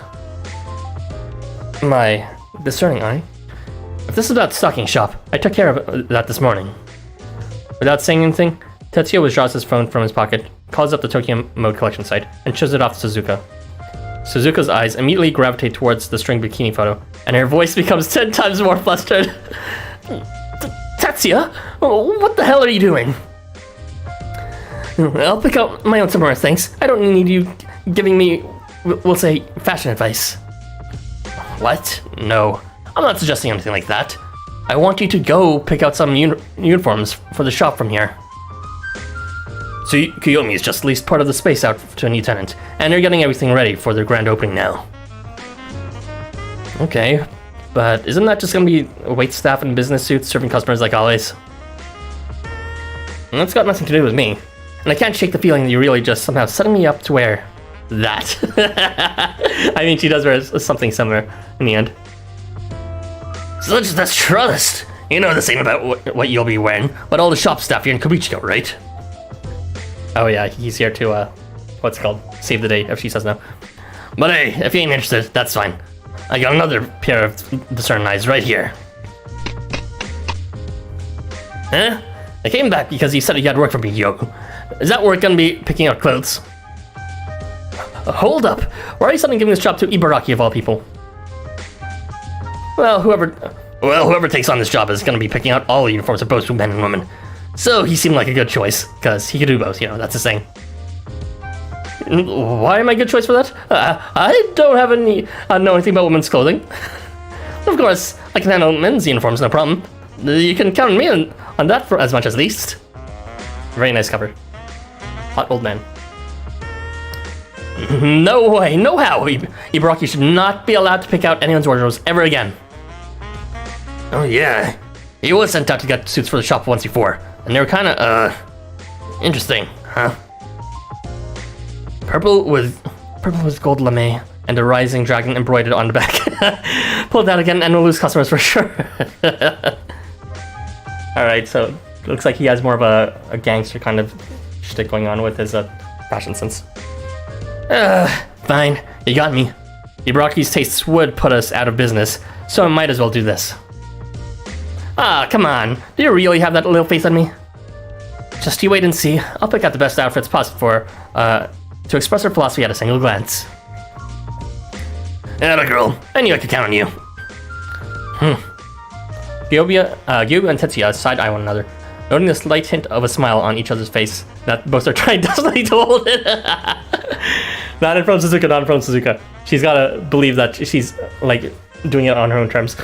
Fortunately, Suzuka is staring at her phone screen, tapping on a text message so she doesn't notice. Been sent out to your neck of the woods. I trust you'll be giving me the VIP treatment at Arathan.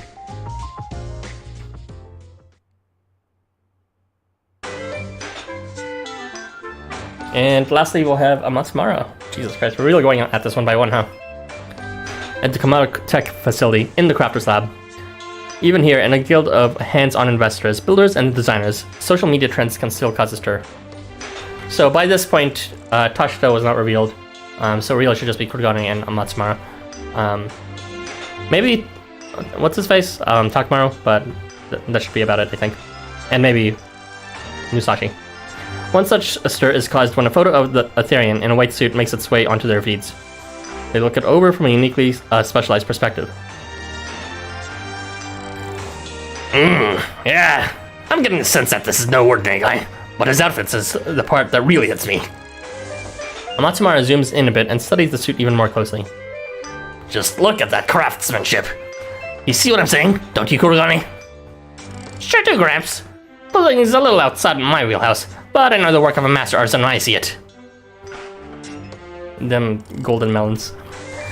This man's got a stout build, but every part of that blazer fits like a glove. The shoulders in particular seem just right. Yep. Every part seems to complement his figure, rather than works against it. This was designed by someone who knows their stuff. You can draw a contour that precise even if you dialed it in with a 3D printer. I'd like to know how the design pulled this off. Like, what software were they using? Kurogane is so intrigued that he seems poised to use a tape measure and vernier micrometer to calculate Sasago's exact angles and curves from the photo alone. Takamaru sees this and decides to give his own 2 cents on matters, since his thoughts are a bit different from those of his colleagues. Shit's ugly. Something's a little bit off about it, though, if you ask me. It's definitely well made, but I get the sense it was made in a hurry.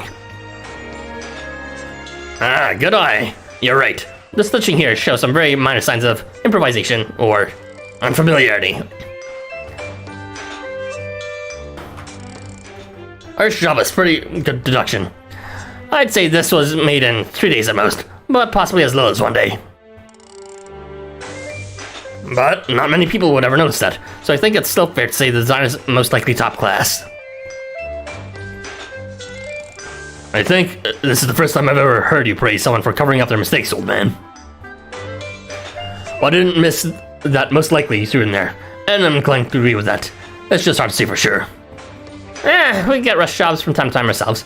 If you could deliver something like that, I don't think anyone would complain. True enough. If there's anything lacking here, I say it ain't skill, but being ready for something to go wrong. There they go again, trying to analyze mansplain Arachne's complex. Amatsumara's eye twinkles, giving the impression that his focus is laser-owned, and his crafty mind is calculating all the things he can do with the conclusion he's reaching.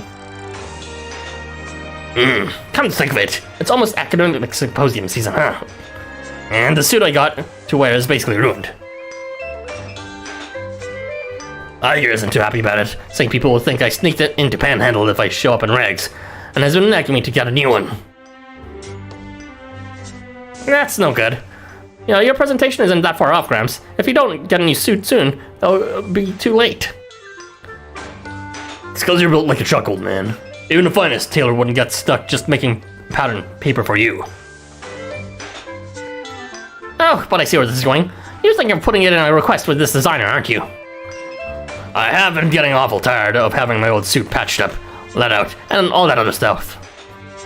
Might be kind of nice to have one really good new suit that fits this truck like a trailer.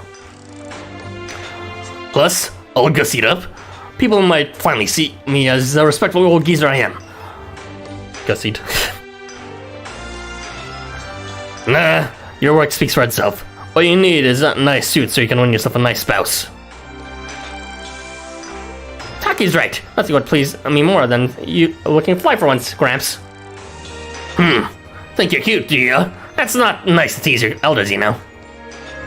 Amatsumara, already slightly blushing from the friendly teasing, twists the face into a pouty smile. He then straightens it up completely, faces two proteges with a sterner countenance. This is all part of our training, you know. Don't go thinking you're off the clock while we're at this thing. Wouldn't dream of it, Gramps. Oops. Wouldn't dream of it, Gramps. Seeing other people crafts is good for inspiration anyway. If we got any free time, it might be even worth scouting someone. I could use some help making a spacesuit after all. One of these days. Night clothes. Yeah, look forward to seeing what kind of crafters we're gonna meet. So what are we waiting for? Let's mosey. Heading your way to hang out and see what's what. See you soon at Earthen. On his way to be the flashiest gram pussy ever. People are coming from all over. Going to be quite the crowd soon. All ages and backgrounds too.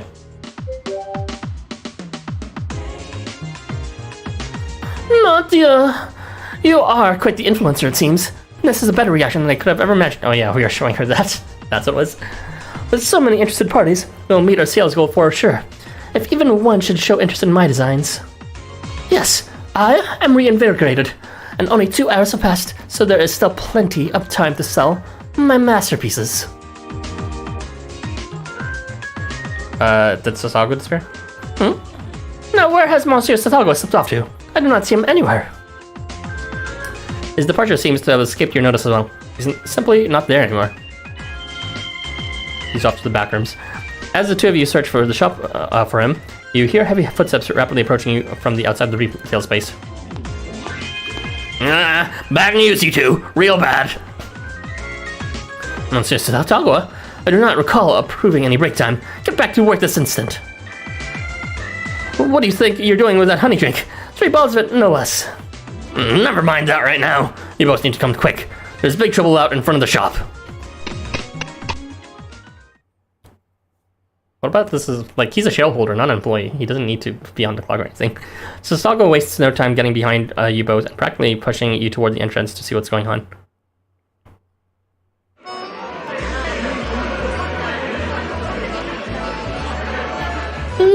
What in the world is this? There are so many people in this line, it's become like a wall. No one can get into the shops through this. Long queue of eager customers snakes through the aisles and just so happens to be cutting off Arachne's shop from sight and access alike in the process. And of course, the line is not for Arachne's shop, but for one of the more other popular options that seems to have popped up here and there throughout the venue. Customers interested in our Delicet brand, eco-friendly cloth bags, please form an orderly line over here. Number of tickets will be given out momentarily. Please don't push or cut in line. Thank you. It seems one of the famous brands stationed near us has begun to sell their wares in earnest. Yeah, and their fan base is jutting right up into our space. No one will be able to get to our ship at this rate. Excuse me, I'd like to get a ticket for the eco bag, please. Yeah, give me one too. The bags will sell soon, and I refuse to go home without one. Alright, you don't work for Delicet, Brett. There are too many people here. I can't tell what's what. I have nothing to do with that store. Hey, stop pulling on my clothes. So all these people are lined up for Delicet bags. How frustrating. Though I cannot deny their bags are very cute and stylish. Perhaps I should buy one for myself, just for reference, you understand. I wonder if they would give me a ticket. Now's not the time for that, Arachne. Yeah, she's as an artist, you tend to be inspired by things around you. You can't just ignore, things that are competing. If people get the wrong idea and rush in here now, the whole place will be a wreck before we know it. It's utter pandemonium out there, but that's the end of the line. The bags are nice though. Give me a ticket. I get through here. Over here. Don't push. Come on, everybody. Wait your turn. The line is falling apart. Have we got tickets? Got your tickets here. Here, not there or anywhere else. Just here. It seems to be no use. Between the uncomfortably large crowds and the desperation to be one of the chosen few to obtain one of those bags, the touts' words only add fuel to the fire. People who don't even know what they're getting tickets for begin mixing in with the line just to get in the action, and the whole area erupts into uncontrolled chaos. This is no good. The crowds are going totally mad. What do you want to do, Arachne? Should we run? For a fashion festival to devolve into violence and disorder, it is a disgrace to the good name of Tokyo Mode Collection. You two, remain here. I cannot allow this to continue. Arachne's face shows only anger and grim determination as she struts into the heart of the vortex, clacking her heels on the ground in a metronomic rhythm.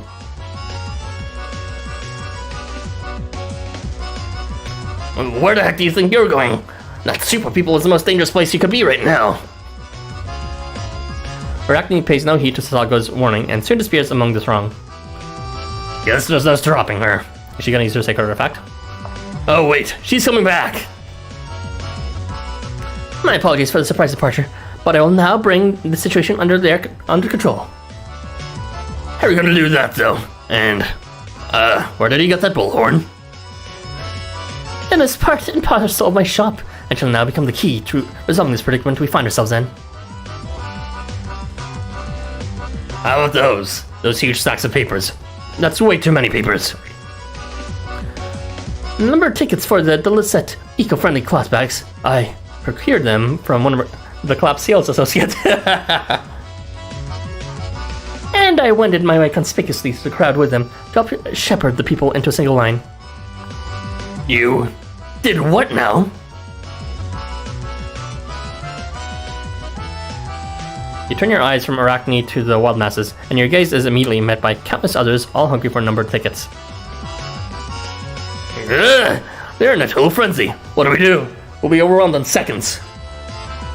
Do try to keep up. We are in no danger. We simply hand out these Delicet tickets ourselves. Oh wow, doing the work of some other shop. That's how unfortunate for their shop. But whatever.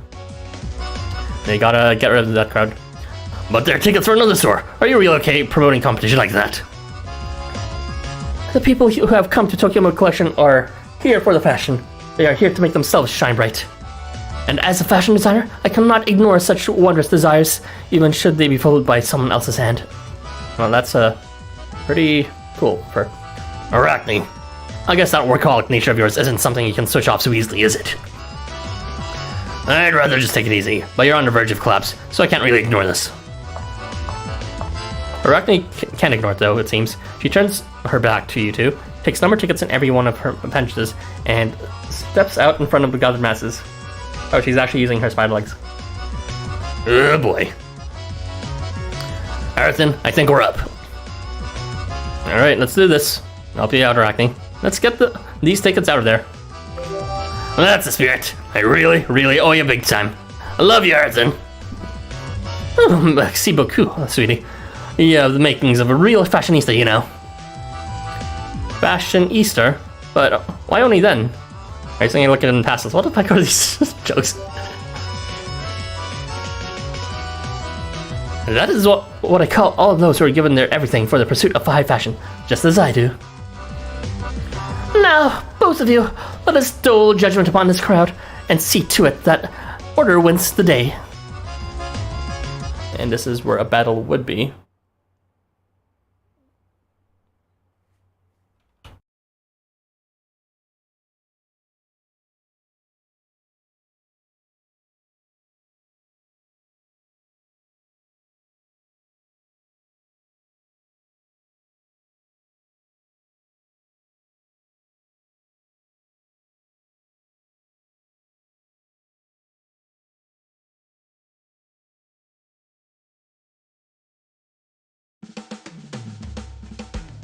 Oh, no after battle scene? Okay, sure. Okay, this should hopefully maybe be the last part of episode 1. If not, then it'll be 4 parts, but alright, let's proceed.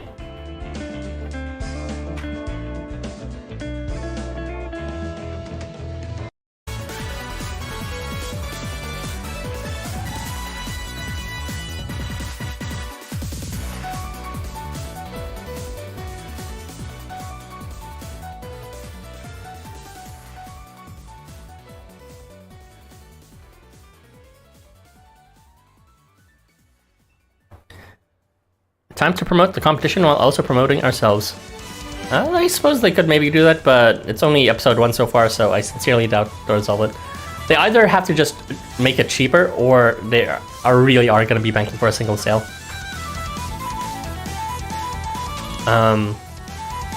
Actually, that's not the goal in the end, was it? I don't know why they need to make a certain amount of sales for something, just to make break even. But I think the real goal was actually to get 100 customers. So, actually, wasn't it 100 million? Let's just presume that was a joke and assume it's just 100 in the end. It's feasible, I guess, that she could attract him right now, but definitely not 100 right away.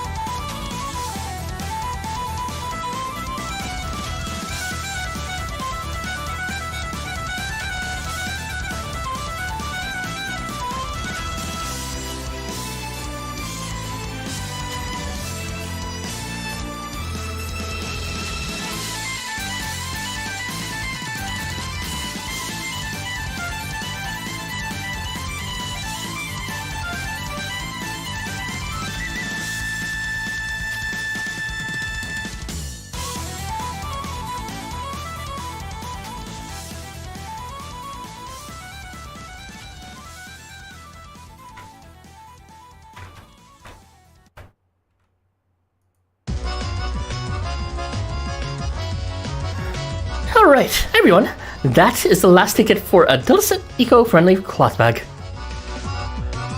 It took about 30 minutes of intense work, but every single one of the number tickets for the Dulcet bag is now in the hands of a customer.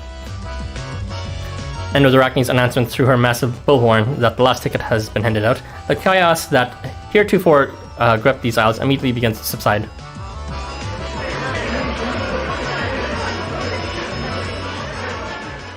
All the customers in search of bargains emerge from the dulcet shop satisfied and turn their attention to other deals, scattering far and wide, opening the aisles up as they go. Well, I guess we're not going to ask. You, Arachne, and Sasagua slump down and watch them as they wander off, so exhausted from this whole mess that you don't even seem to notice that none of them stop by Arachne's. Ah, that's sad.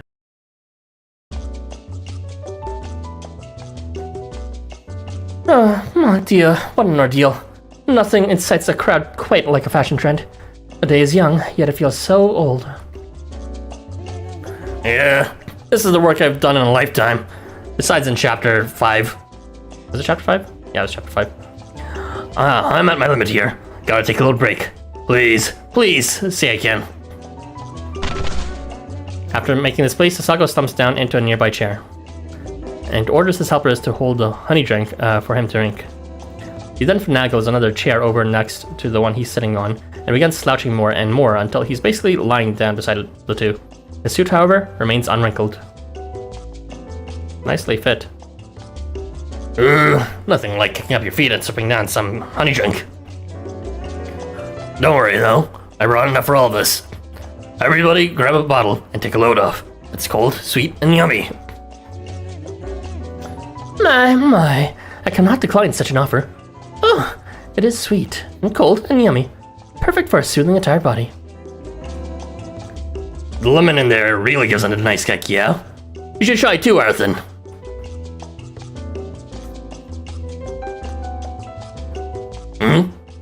Why are you staring at me like that? Something wrong with my suit? Isn't it? Tighten that belly like that? Isn't it pressing on your shoulders? How's your butt holding up? Hey, eyes up top. Let's see. There's no problem at all. No splits, no tears, and not even any wear. It's holding up like a champ. It's actually pretty impressive. When I wear tight pants, I usually gotta be careful. I usually gotta be so careful sitting, but I didn't even think about it. But of course, that suit fits every contour of your body because it was designed by this girl. Arachne takes one final massive swig of her honey drink, seemingly for dramatic effect, to emphasize the absolute confidence she feels towards her work. A request for such a simple plebeian outfit is hardly worth my time, but when I am given it, I do not cut corners. I needed only know that Monsieur Satagua was to be the wearer, and that level of performance was guaranteed. Well, if you say so. So knowing the wearer in advance basically lets you pull off miracles. You are absolutely stupendous, Arachne. Oh my. I presume you do not have any ulterior motives in saying so. I shall have to make you an effort as well now. Allow me to examine you and commit your measurements to my mind. I must say, the honey drink definitely hit the spot, as it were. My soul and skin alike feel so smooth and glossy now. But break time must come to an end. Come, let us revive and sell my clothing. The Arachne brand waits for no one.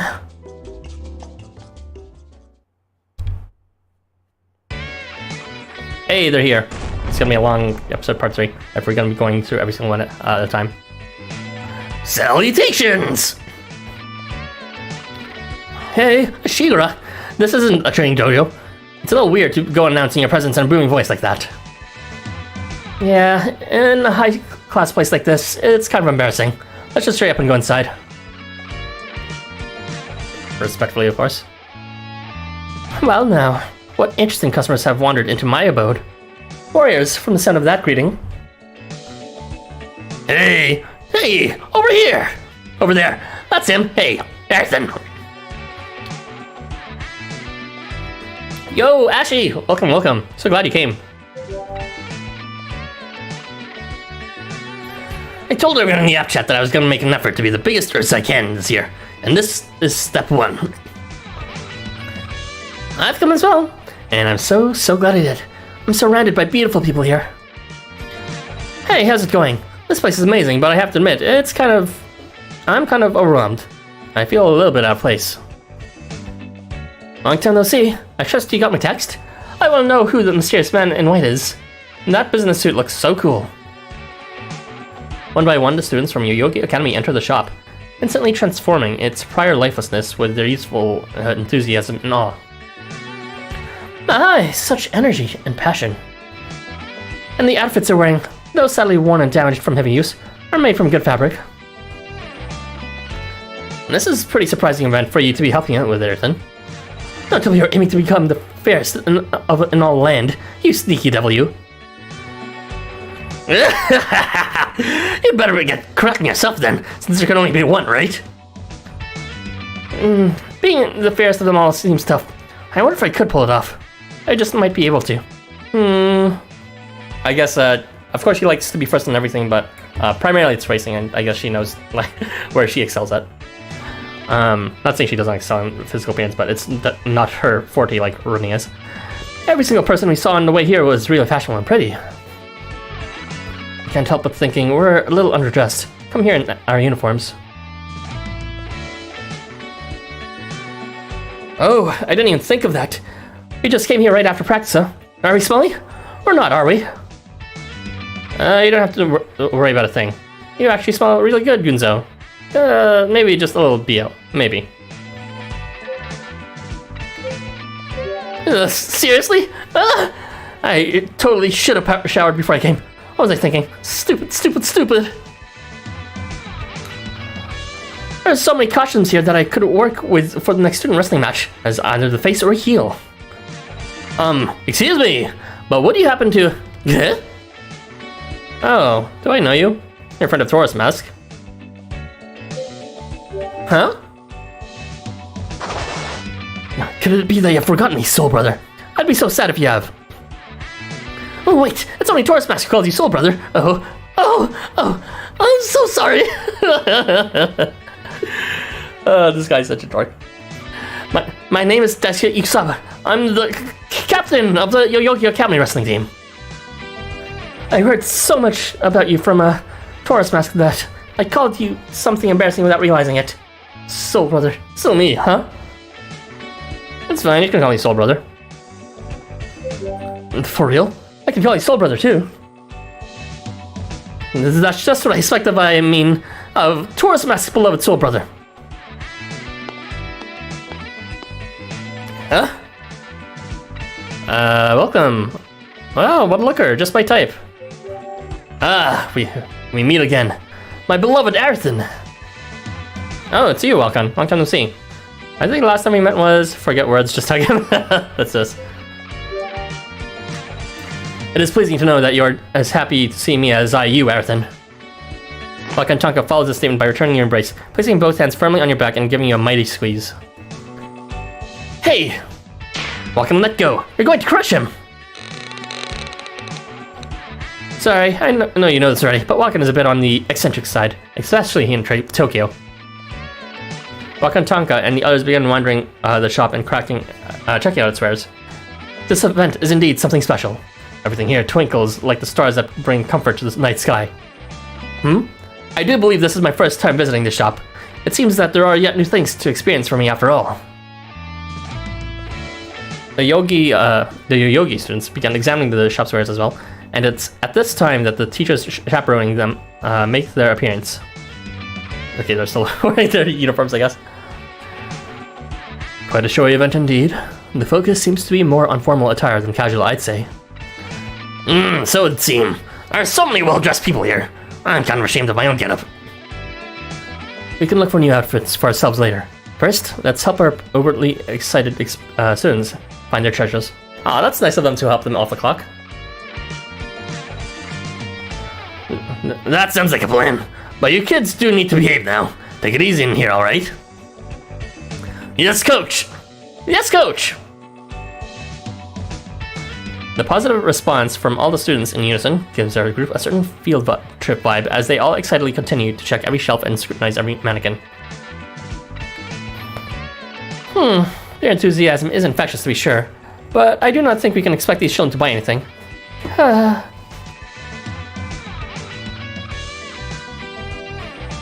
mean, they didn't even look at your wares yet, but okay. No need to look so down about it. Everyone here is really into fashion, yeah. It's a good atmosphere. That is true, Monsieur Satagwa. The heart of fashion lies with the young, after all. My apologies for the negativity. These children will grow up to wear my designs, I am certain. So for now, I shall meet them with smiles. Smile, smile!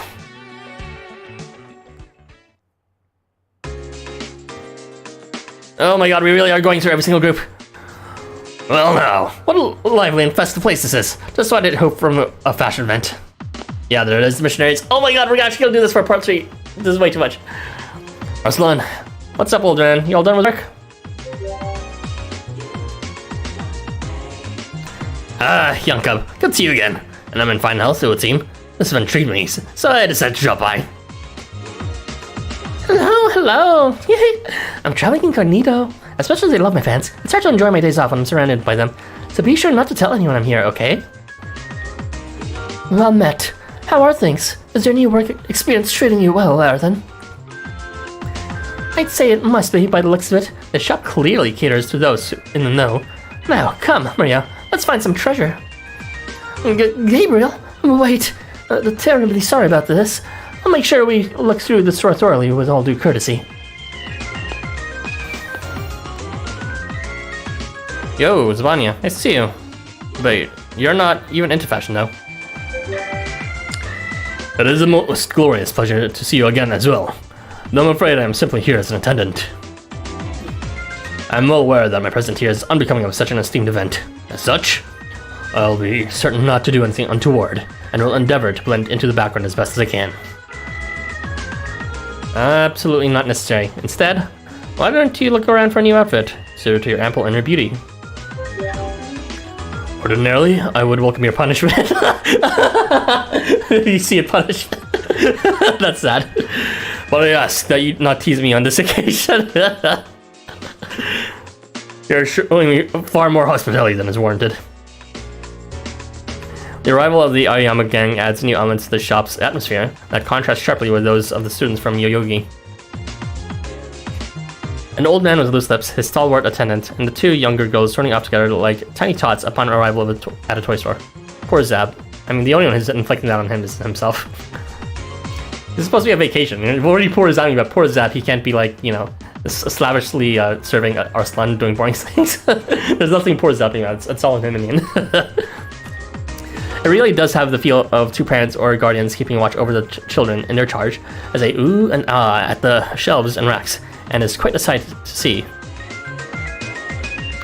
Oh, well, this is a pleasure to behold, I must say. 2 youths gleefully window shopping as they peruse my wares. It is like what you might see at a big name store on holiday, though I could swear I have seen one of these girls before. You might want to call it with a heavy breathing there, Arachne. You're making us look kind of creepy. And their 2 attendants have such perfect builds for modeling. Oh wait, never mind, that's Arachne. And their 2 attendants have such perfect builds for modeling. Oh, their physical beauty is magnifique! Particularly the reserved one's hip windows. Those truly feed my creative urges. Oh, but I must contain myself for now. Okay, now you're really acting creepy. You need to dial it down a notch or 6, Arachne. Save the child-rearing hips comments for Discord. Come on now, rein it in.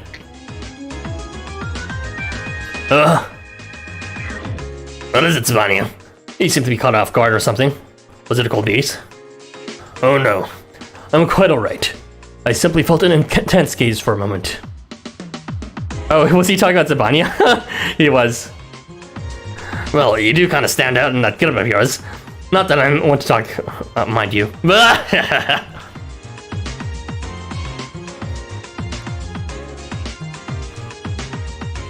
Seems we're getting along. I wonder if those 2 even still remember the plan to find you some new duds though. Maybe I should pick something out.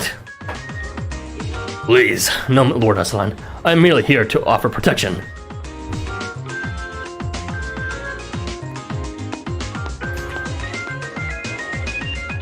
Man, everything in the show is just so boring. Is this what people consider fashionable these days? At least this place has some character. Seems like Arathan's on the winning team. Oh, look what the cat dragged in. Welcome, welcome, Suzuka. Hope you have all your homework done.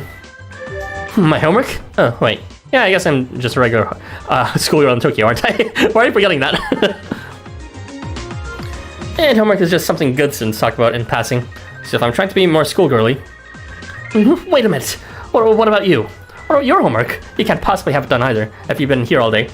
I mean, yeah, all done. Thanks for asking. Anyway, what was that reaction? I'm actually here for work today, if you can believe it. So I expect you to give me good service, Harrison.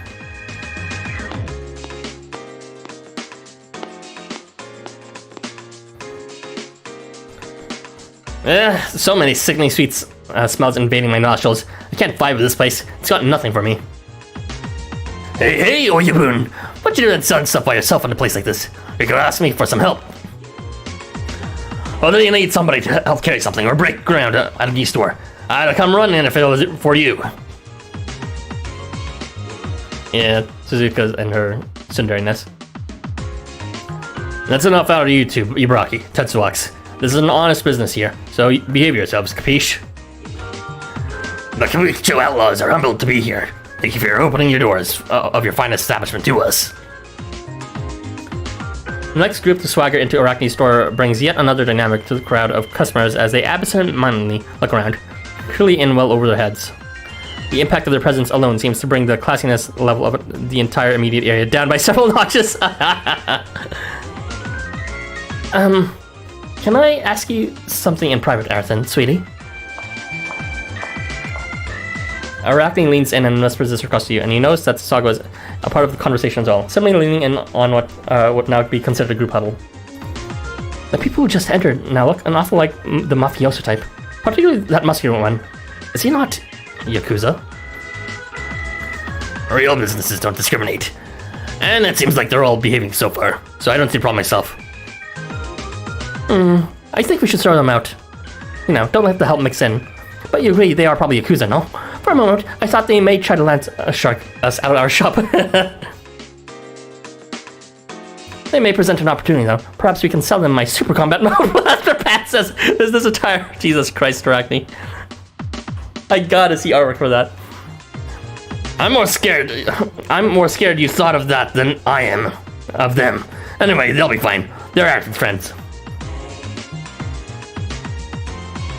Yes, I am a bit surprised at how far and wide your reach extends, Arthur. No, there's more to come, just right, it's the crafters or something next.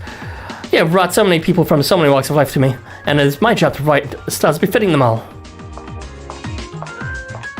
At this, she turns to the sales floor and proceeds unflinchingly into the lively crowd. She takes great pride in her work and is determined to communicate that pride to every customer. Oh, are we done? The crafters are going to come later?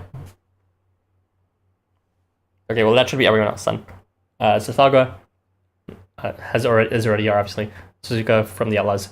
And Amatsumara is not here yet. And then Zabania is here. And the walk-on with Yogi is here. So yeah, it's everyone except for Amatsumara so far.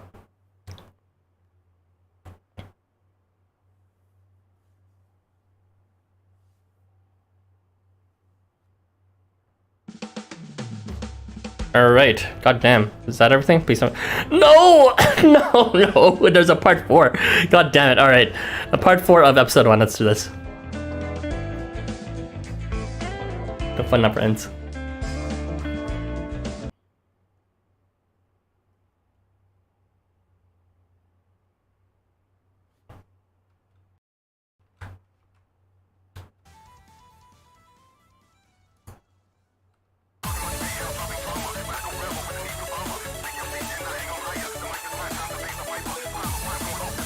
I don't mind it being long, it's just that more than half the time has been spent introducing each individual group, which is like, why?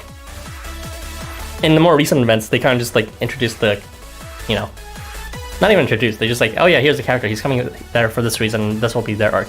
But here it's like, they're just like, here's a group of friends, they're hanging out with them and they're going with them, and we're gonna have to talk to each and every single one of them for some reason, and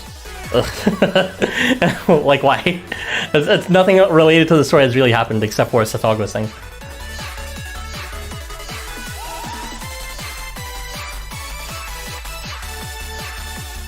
Like, if we're talking about pure plot points so far for this event, let's see. Arachne walked into Giman's office, and then they made a compromise about Arachne's exclusion from the Tokyo Milk collection, and then she enlists Sadago's help. And then Sadago can't get in, so she makes him a dress or a suit, and then we send it out to everyone. And that's been the plot so far. But after we sent it, a lot of non-important details just happened, including like bicker with friends and all that, to actually get here, and then talk with each other before they get here, and then talk with each other, and then with us when they get here, which is okay if you say so.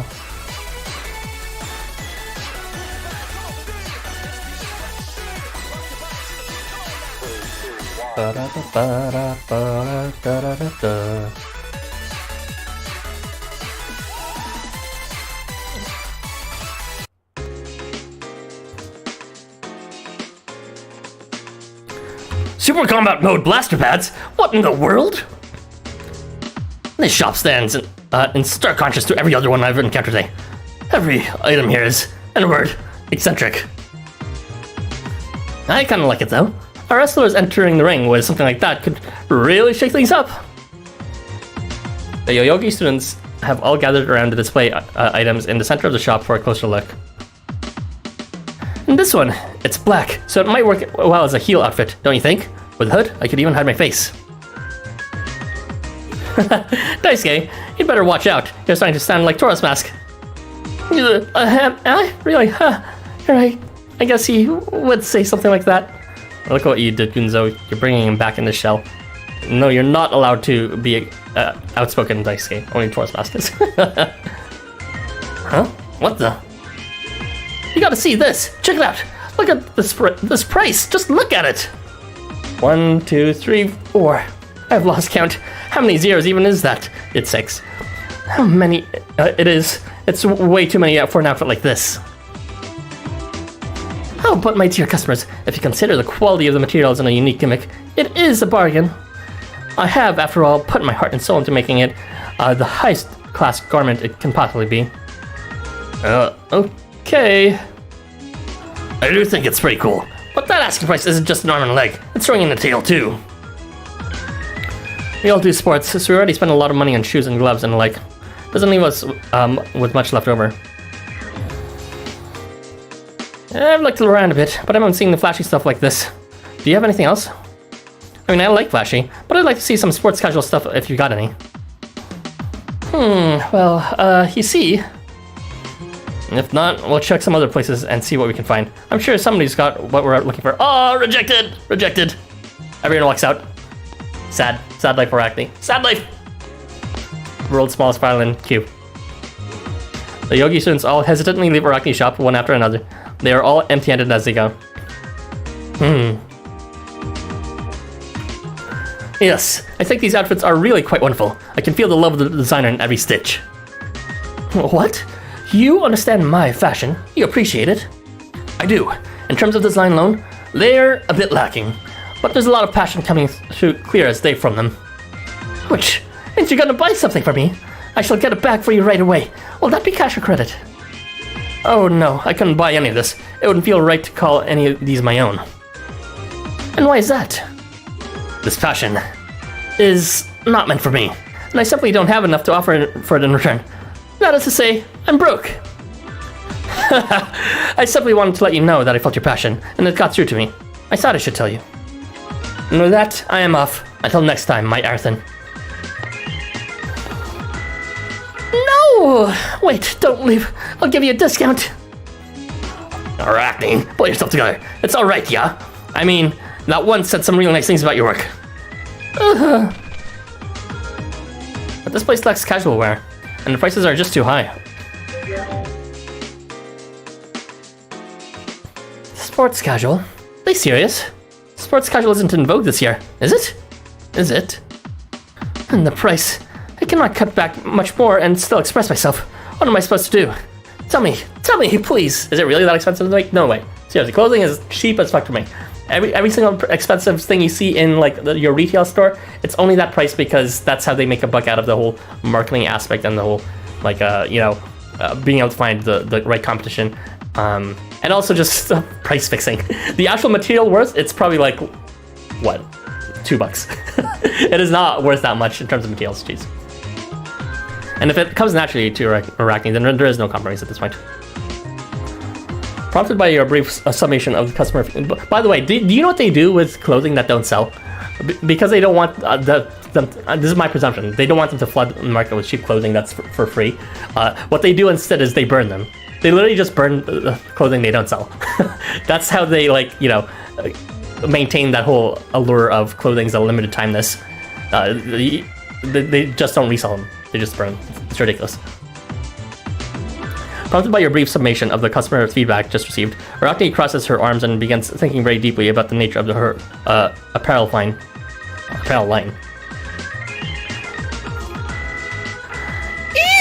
I found it! I found the jewel I was looking for. I've never seen it like this before. It's perfect for my new look. It is quite nice, but won't it be hard to move around in? I was thinking something like this might look good on you instead. No. That's too much plain for my liking. This material is wonderful, don't get me wrong, but it doesn't stand out. Yeah, it is wasteful, but they're setting the price at a certain point, and if everyone's setting that price to a certain point, then it's, I don't know, a very weird, not even a oligopoly, it's more like a oligopoly. It's just weird that so many retailers would agree, let's all set the price so high for something that's actually extremely cheap to make, and then burn any remnants so that they're forced to buy the new stuff that is set at a high price. Because it costs nothing for them to burn it, because it was cheap materials, right? It's waste. It's like actual ridiculousness. Zabanya! Stop sulking in the corner and get over here. I found a nice outfit for you too, and I want your thoughts. Lady Gabriel, when did you have time to look for something for me? I'm sorry, but as I've said many times, I couldn't possibly wear such a gaudy attire. It does not suit me. You calling some other outfit gaudy based on what you're wearing right now? Jeez. Well then, how about this party vest? Something like this should suit you just fine for ceremony rites and such, no? Absolutely not. I could never allow myself to partake in such unrestrained showiness. My modesty cannot be compromised. Modesty, he says. Man, there's just no getting through that thicket of yours, is there? You don't have to be so stubborn all the time. Clothing is a representation of one's social standing, one's class, and indeed, even one's role. Fast fashion is a sin. Yeah. I mean, that's how they sell it to the common man. I mean, what Arachne's doing isn't really... I'm not saying it's necessarily better, but making a few pieces of clothing, but then hiking up the price so exorbitantly high. Like, geez.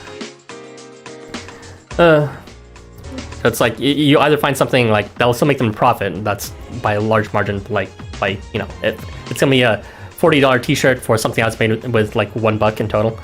They'll still make a huge profit margin, or they hike up the price even further for like exclusive these exclusive shows. Otherwise, I don't know. If only there was some kind of way to properly actually use those unsold clothing rather than just burn them. And I have the mindset that the clothes I wear now perfectly represent all those aspects of me in precise balance. Yeah, right. I'm sure those child-rearing hips do balance you. Don't talk shit, Zab, when you haven't looked yourself in the mirror. For real. I therefore do not believe I require any clothing but these. This is like barely clothing at all. Ugh, I thought you'd lighten up a bit, but I guess not. I'm honestly kind of sad for you. Same. Hey, Lord Zabanya, would you at least be willing to try this vest on? Lady Gable, I don't know how many times I need to repeat my... Just humor me. We went to the trouble of picking it up for you, and you won't know what you think if you don't try it on. I mean, we had you in mind when we chose it, so even if you don't like how it looks, seeing how it fits might make you realize something about your own preferences. Lady Gabriel, I just... Ah, you have an excellent eye, young lady.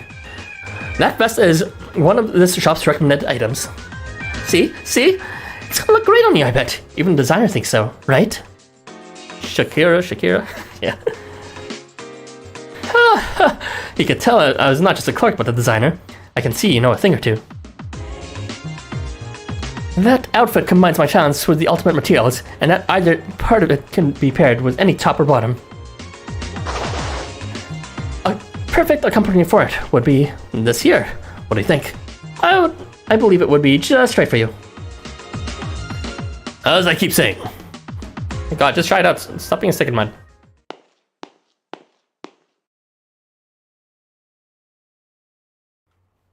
Why so quiet all of a sudden, Gabriel?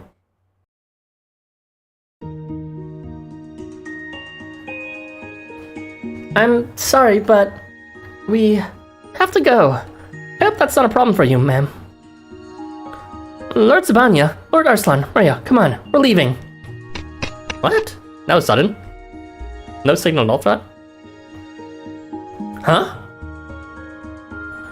The other three are caught completely off guard by Gabriel's sudden snap judgment, but do as they're instructed, clattering out of the shop in stunned silence.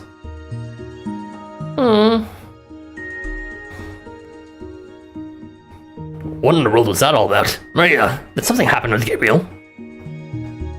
I'm not certain, but I suspect she must have sent something. Something distinct that her status as an idol, or rather, as a professional in the art of public presentation, helped her see. I certainly don't understand. But something clearly bothered her indeed. Can the captain need to look after her, Maria? Oh, certainly. Gabriel. Oh my god, I just realized we're going through every single group and seeing them every single group leave. Lady Gabriel, what is it you feared that I, a torture specialist, might have had to contend with in that shop?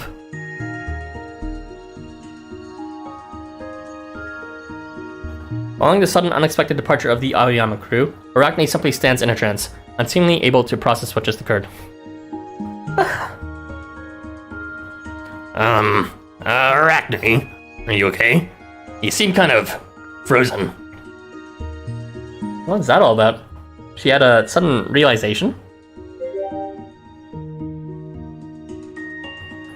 I don't know. I just don't know. Did I say something wrong? My creations are supposed to be the finest there are. They do not discriminate, but make everyone shine equally brightly. No. I must not allow myself to be discouraged. There are other customers. This will not happen again. That's some resilience, Arachne. Are you ready for the string, Suzuka? I see. There's a lot of different stuff here. Guess I should expect no less from Tokyo Mode Collection.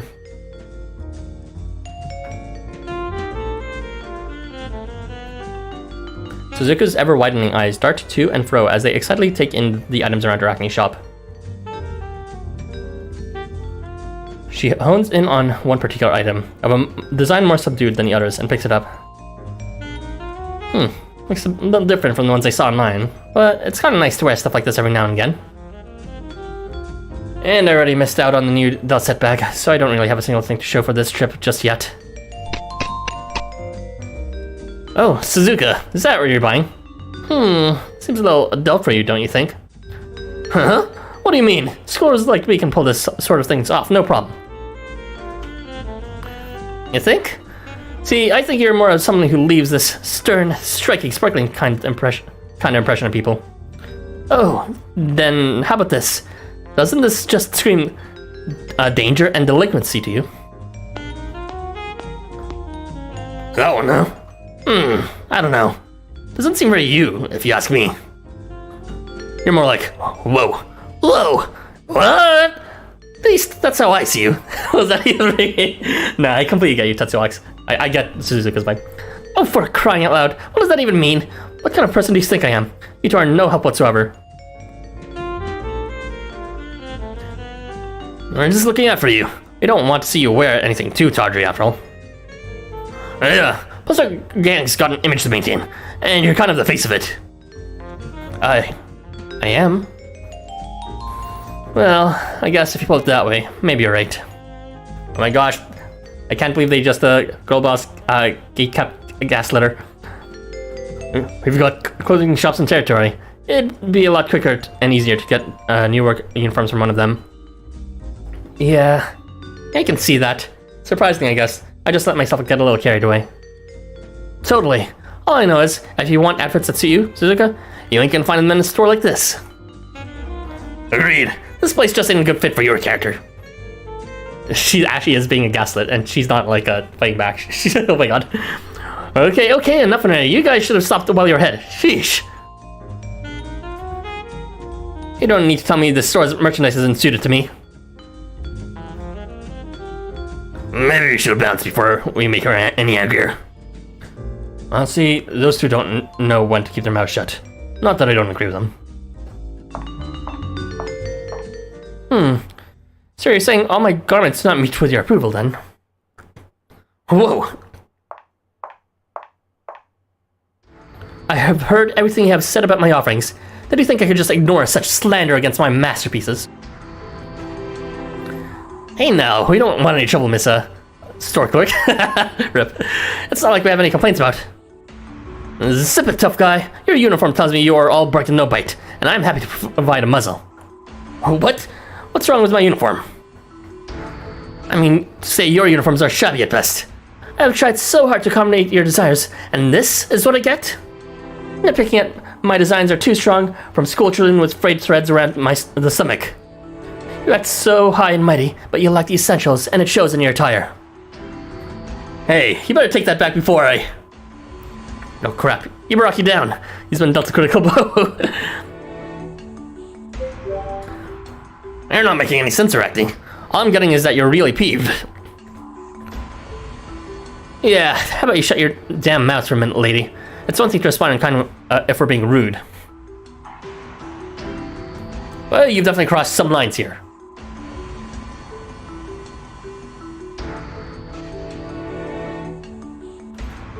These guys put themselves out there for others every single day, and they don't just sit idly by while you make a mockery of that.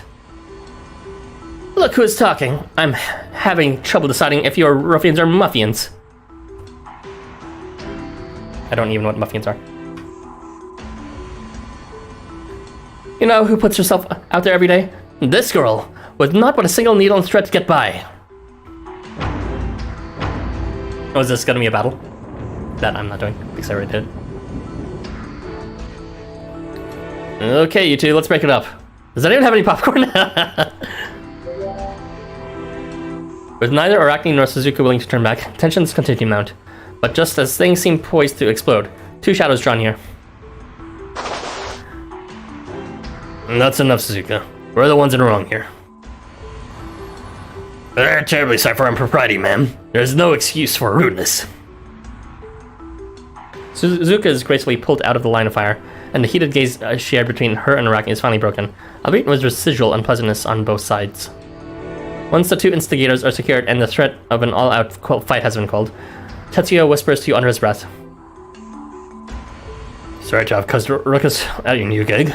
We'll make it up to you sometime, Marathon. Hey, what's the deal? Tetsuya, Kyobu, it's not like I had any real problem with her clothes. Whoa, stop! Yeah, I just think she'd look better than something else. Oh, well, like, well, no! Quit it! I think we're going to be taking our leave now. Maybe may your business prosper, Marathon. Ma'am?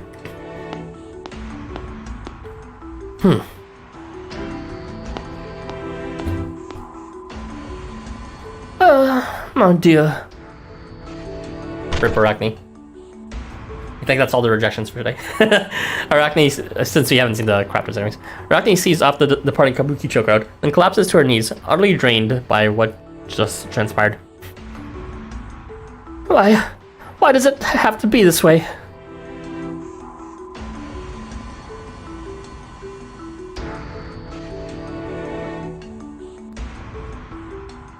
The overconfidence and haughtiness Arachne has shown all this time seems to have completely melted away.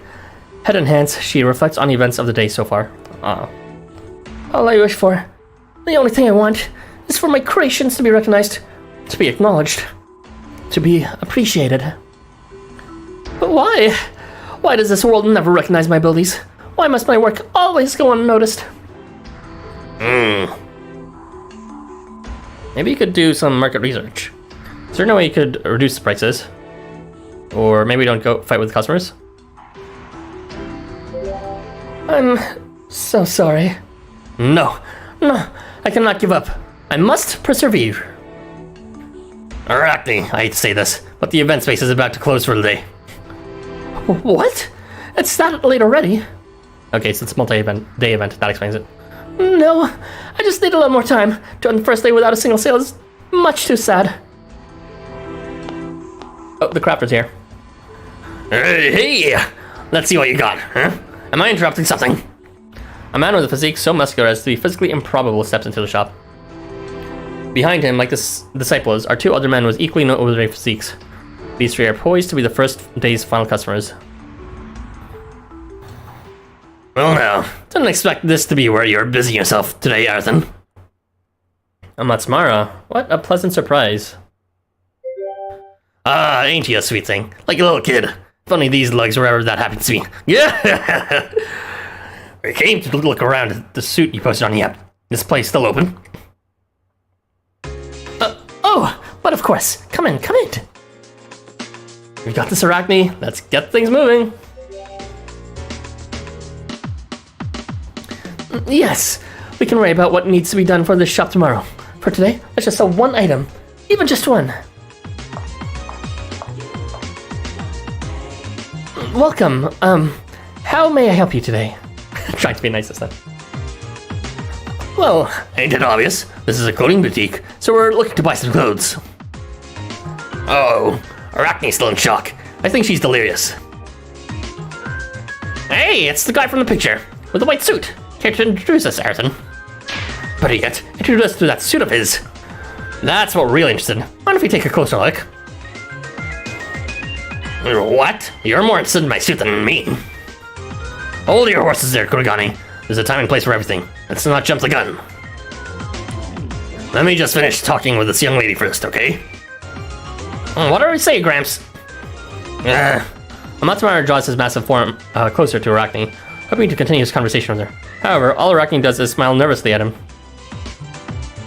It's all she can do. Arachne fears being knocked backwards by the sheer force of this man's presence, should she even attempt to utter a single word. Your work is mighty impressive. Even more so in person than it was just looking at it through a screen. What? Your clothing, it's good. I don't do any needlework myself, but I know enough to know I'm looking at a master's handiwork. Did I hear you say my suit is good? I mean, of course it must be, considering the blood, sweat, and tears that went into its making. But to hear it so plainly, in no uncertain terms, well, I must admit, it is enough to make this girl blush. Are you crying? I know we only just met, but I didn't take you for the sort to be moved by tears that easily. From your appearance, may I assume that you work in metalworking? Perhaps blacksmithing? It is no wonder an artisan of your nature would have such a keen eye for quality. For one such as you, I give my every... Wait, I mean... I gotcha, you're a pro, and that's just what a pro does. But there's one caveat to that. One thing I gotta ask. When you were commissioned to design that white suit, is that all you were commissioned to do? When she was commissioned, it was President Guma's request. He just ordered the suit for Sahagwa. I'm not certain I understand your request. As he said, I merely fulfilled the request from the president. But that wasn't the only thing you were asked to do, right? I'm thinking you received one other request on top of that. And I'm thinking it's because you fulfilled that other request that the student turned out as well as it did. Is he talking about the time restriction? I'm also thinking that it explains strict differences between the suit everybody loves and the merchandise in the store. That's a lot of thinking. Is that the keen eye an artisan too? Can you tell us what you mean already? Well, he could say that for an artisan. This sort of thing goes without saying. Ruby whispering. I don't know. It's not a matter of explaining or no, but rather realizing or no.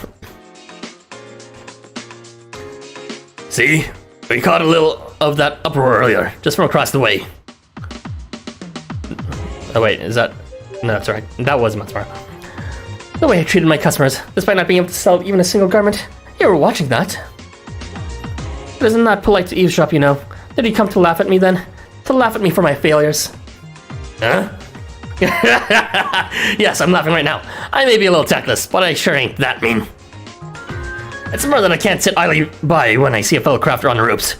That's just not the kind of guy I am.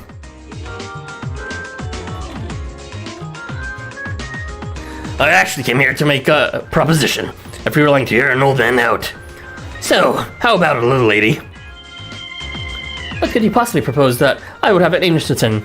If it is not related to clothes, then I must refuse outright. Oh, it's related. Consider it a challenge. I want you to try making one outfit each for all the kids who left the shop today. What? Why would I do something so pointless? Pointless, huh? I'd say whether it's got any point or not depends entirely on you. And I think that, while you're working on it, you'll come to understand why this white suit of yours turned so many heads.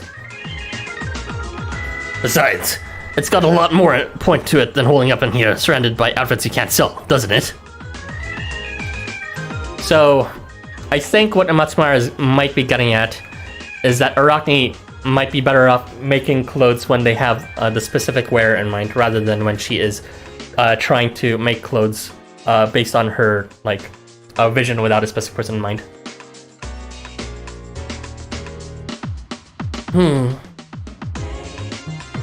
Oh, and once you figure out the reason for that suit's success, I want you to find me and tell me what it is. Here we go, Gatekept. This entire event is all about gaslighting Arachne and mansplaining everything to her. You do? And I promise you, I'll put it in an order for myself as well. Upon saying this, Matsumara and his entourage immediately turn tail and leave the shop, without so much as a single half-glance back. Rip. Staring at them as they go, Arachne throws her hands up in the air. It's uncertain whether she's feeling disgust or inspiration, but the emotion is clearly a strong one. I do not fully understand what just transpired, but one thing is clear. I have been challenged. Oh? I'm sensing renewed determination. It's more guidance than challenge, no? Oh, technically it was a challenge. Let me tell you my fashion philosophy. I believe that if someone brings you down, you should make them wear your clothes. Arachne, I have a request for you too. Oh? What is it, Monsieur Sasagua? Sometime before this event ends. Anytime is fine, really. I want you to rethink the shop's lineup. Are you telling me to do this as the almighty majority stakeholder of the Tokyo fashion world? Or is Monsieur Yuma pulling the strings behind your back to make you say this? Neither. This is a request from a friend. A friend who had a really wonderful suit made for him. A friend? Well, as you wish then. If you were giving me an order, I would be inclined to disobey, but I cannot deny a friend's request. But to tell me there is something I need to rethink, I shall show you how things are done by a professional. First though, will you take me to where I can find the children from earlier, Arthur? I wish to quash their misgivings one by one. Meanwhile, I'm counting on you to continue pushing my works on SamoSnap. Hashtag SamoSnap. Oh, they didn't make that blue. Or are you planning to use him to do your bidding now? You can't leave me to tend the shop alone. Do not worry, Monsieur Sasagua. I want you to accompany us. Tomorrow, you'll pay our prospective customers a visit. So when she says kids, she's probably referring to Suzuka and Wakan Tanka. Well, they're from their respective schools, I guess. And whatever the third one was. I'm already forgetting the third one. My bad. Oh yeah, it was Zabania, who's not a kid, but whatever. Consider it a request from a friend. Oh, that's a low blow. But I guess I've got to give it in. No lazy summer lounging for me, it seems.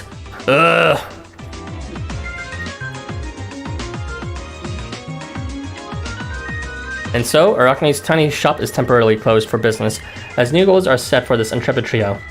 And your own journey into the heart of fashion is only just getting started. Throw back the curtain and let the show begin.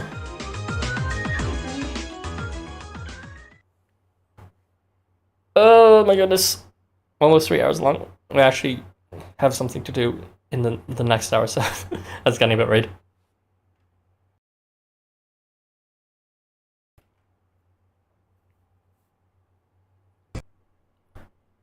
And that should be the last part, unless I'm hallucinating. There's a part 5, which there should not be. I'm pretty sure none of them are part 5s, but a lot of them are part 4s and 3s, which is something, to say the least. Why is this old ass spent so long? Okay, so the next one is episode 2. That's good. So we're done for today. Thank you for joining me, everyone. What's it called? Tomorrow, I will be going ahead and playing more of the story at the same time, or maybe earlier. I'm not decided. I might change the schedule depending on how I feel, but yeah, just look forward to that. So tomorrow, and then after that, the next week, Monday and Tuesday again. So just 2 playthroughs a week. Thanks for joining me. Actually, I should get my final thoughts on this so far. Wow, that was... I gave most of my thoughts already, but just to reiterate, it was pretty annoying to see these people, like, you know, show up in groups every single time and then formulaically be like, destroy Arachne's mind and composure. Very sad for Arachne. But I don't know, usually they're better at rushing things. Like, I for example, in Cat Festival, they're really good in introducing new characters, bringing them quickly, and then just talking about them. And really just getting to the meat of the story very quickly.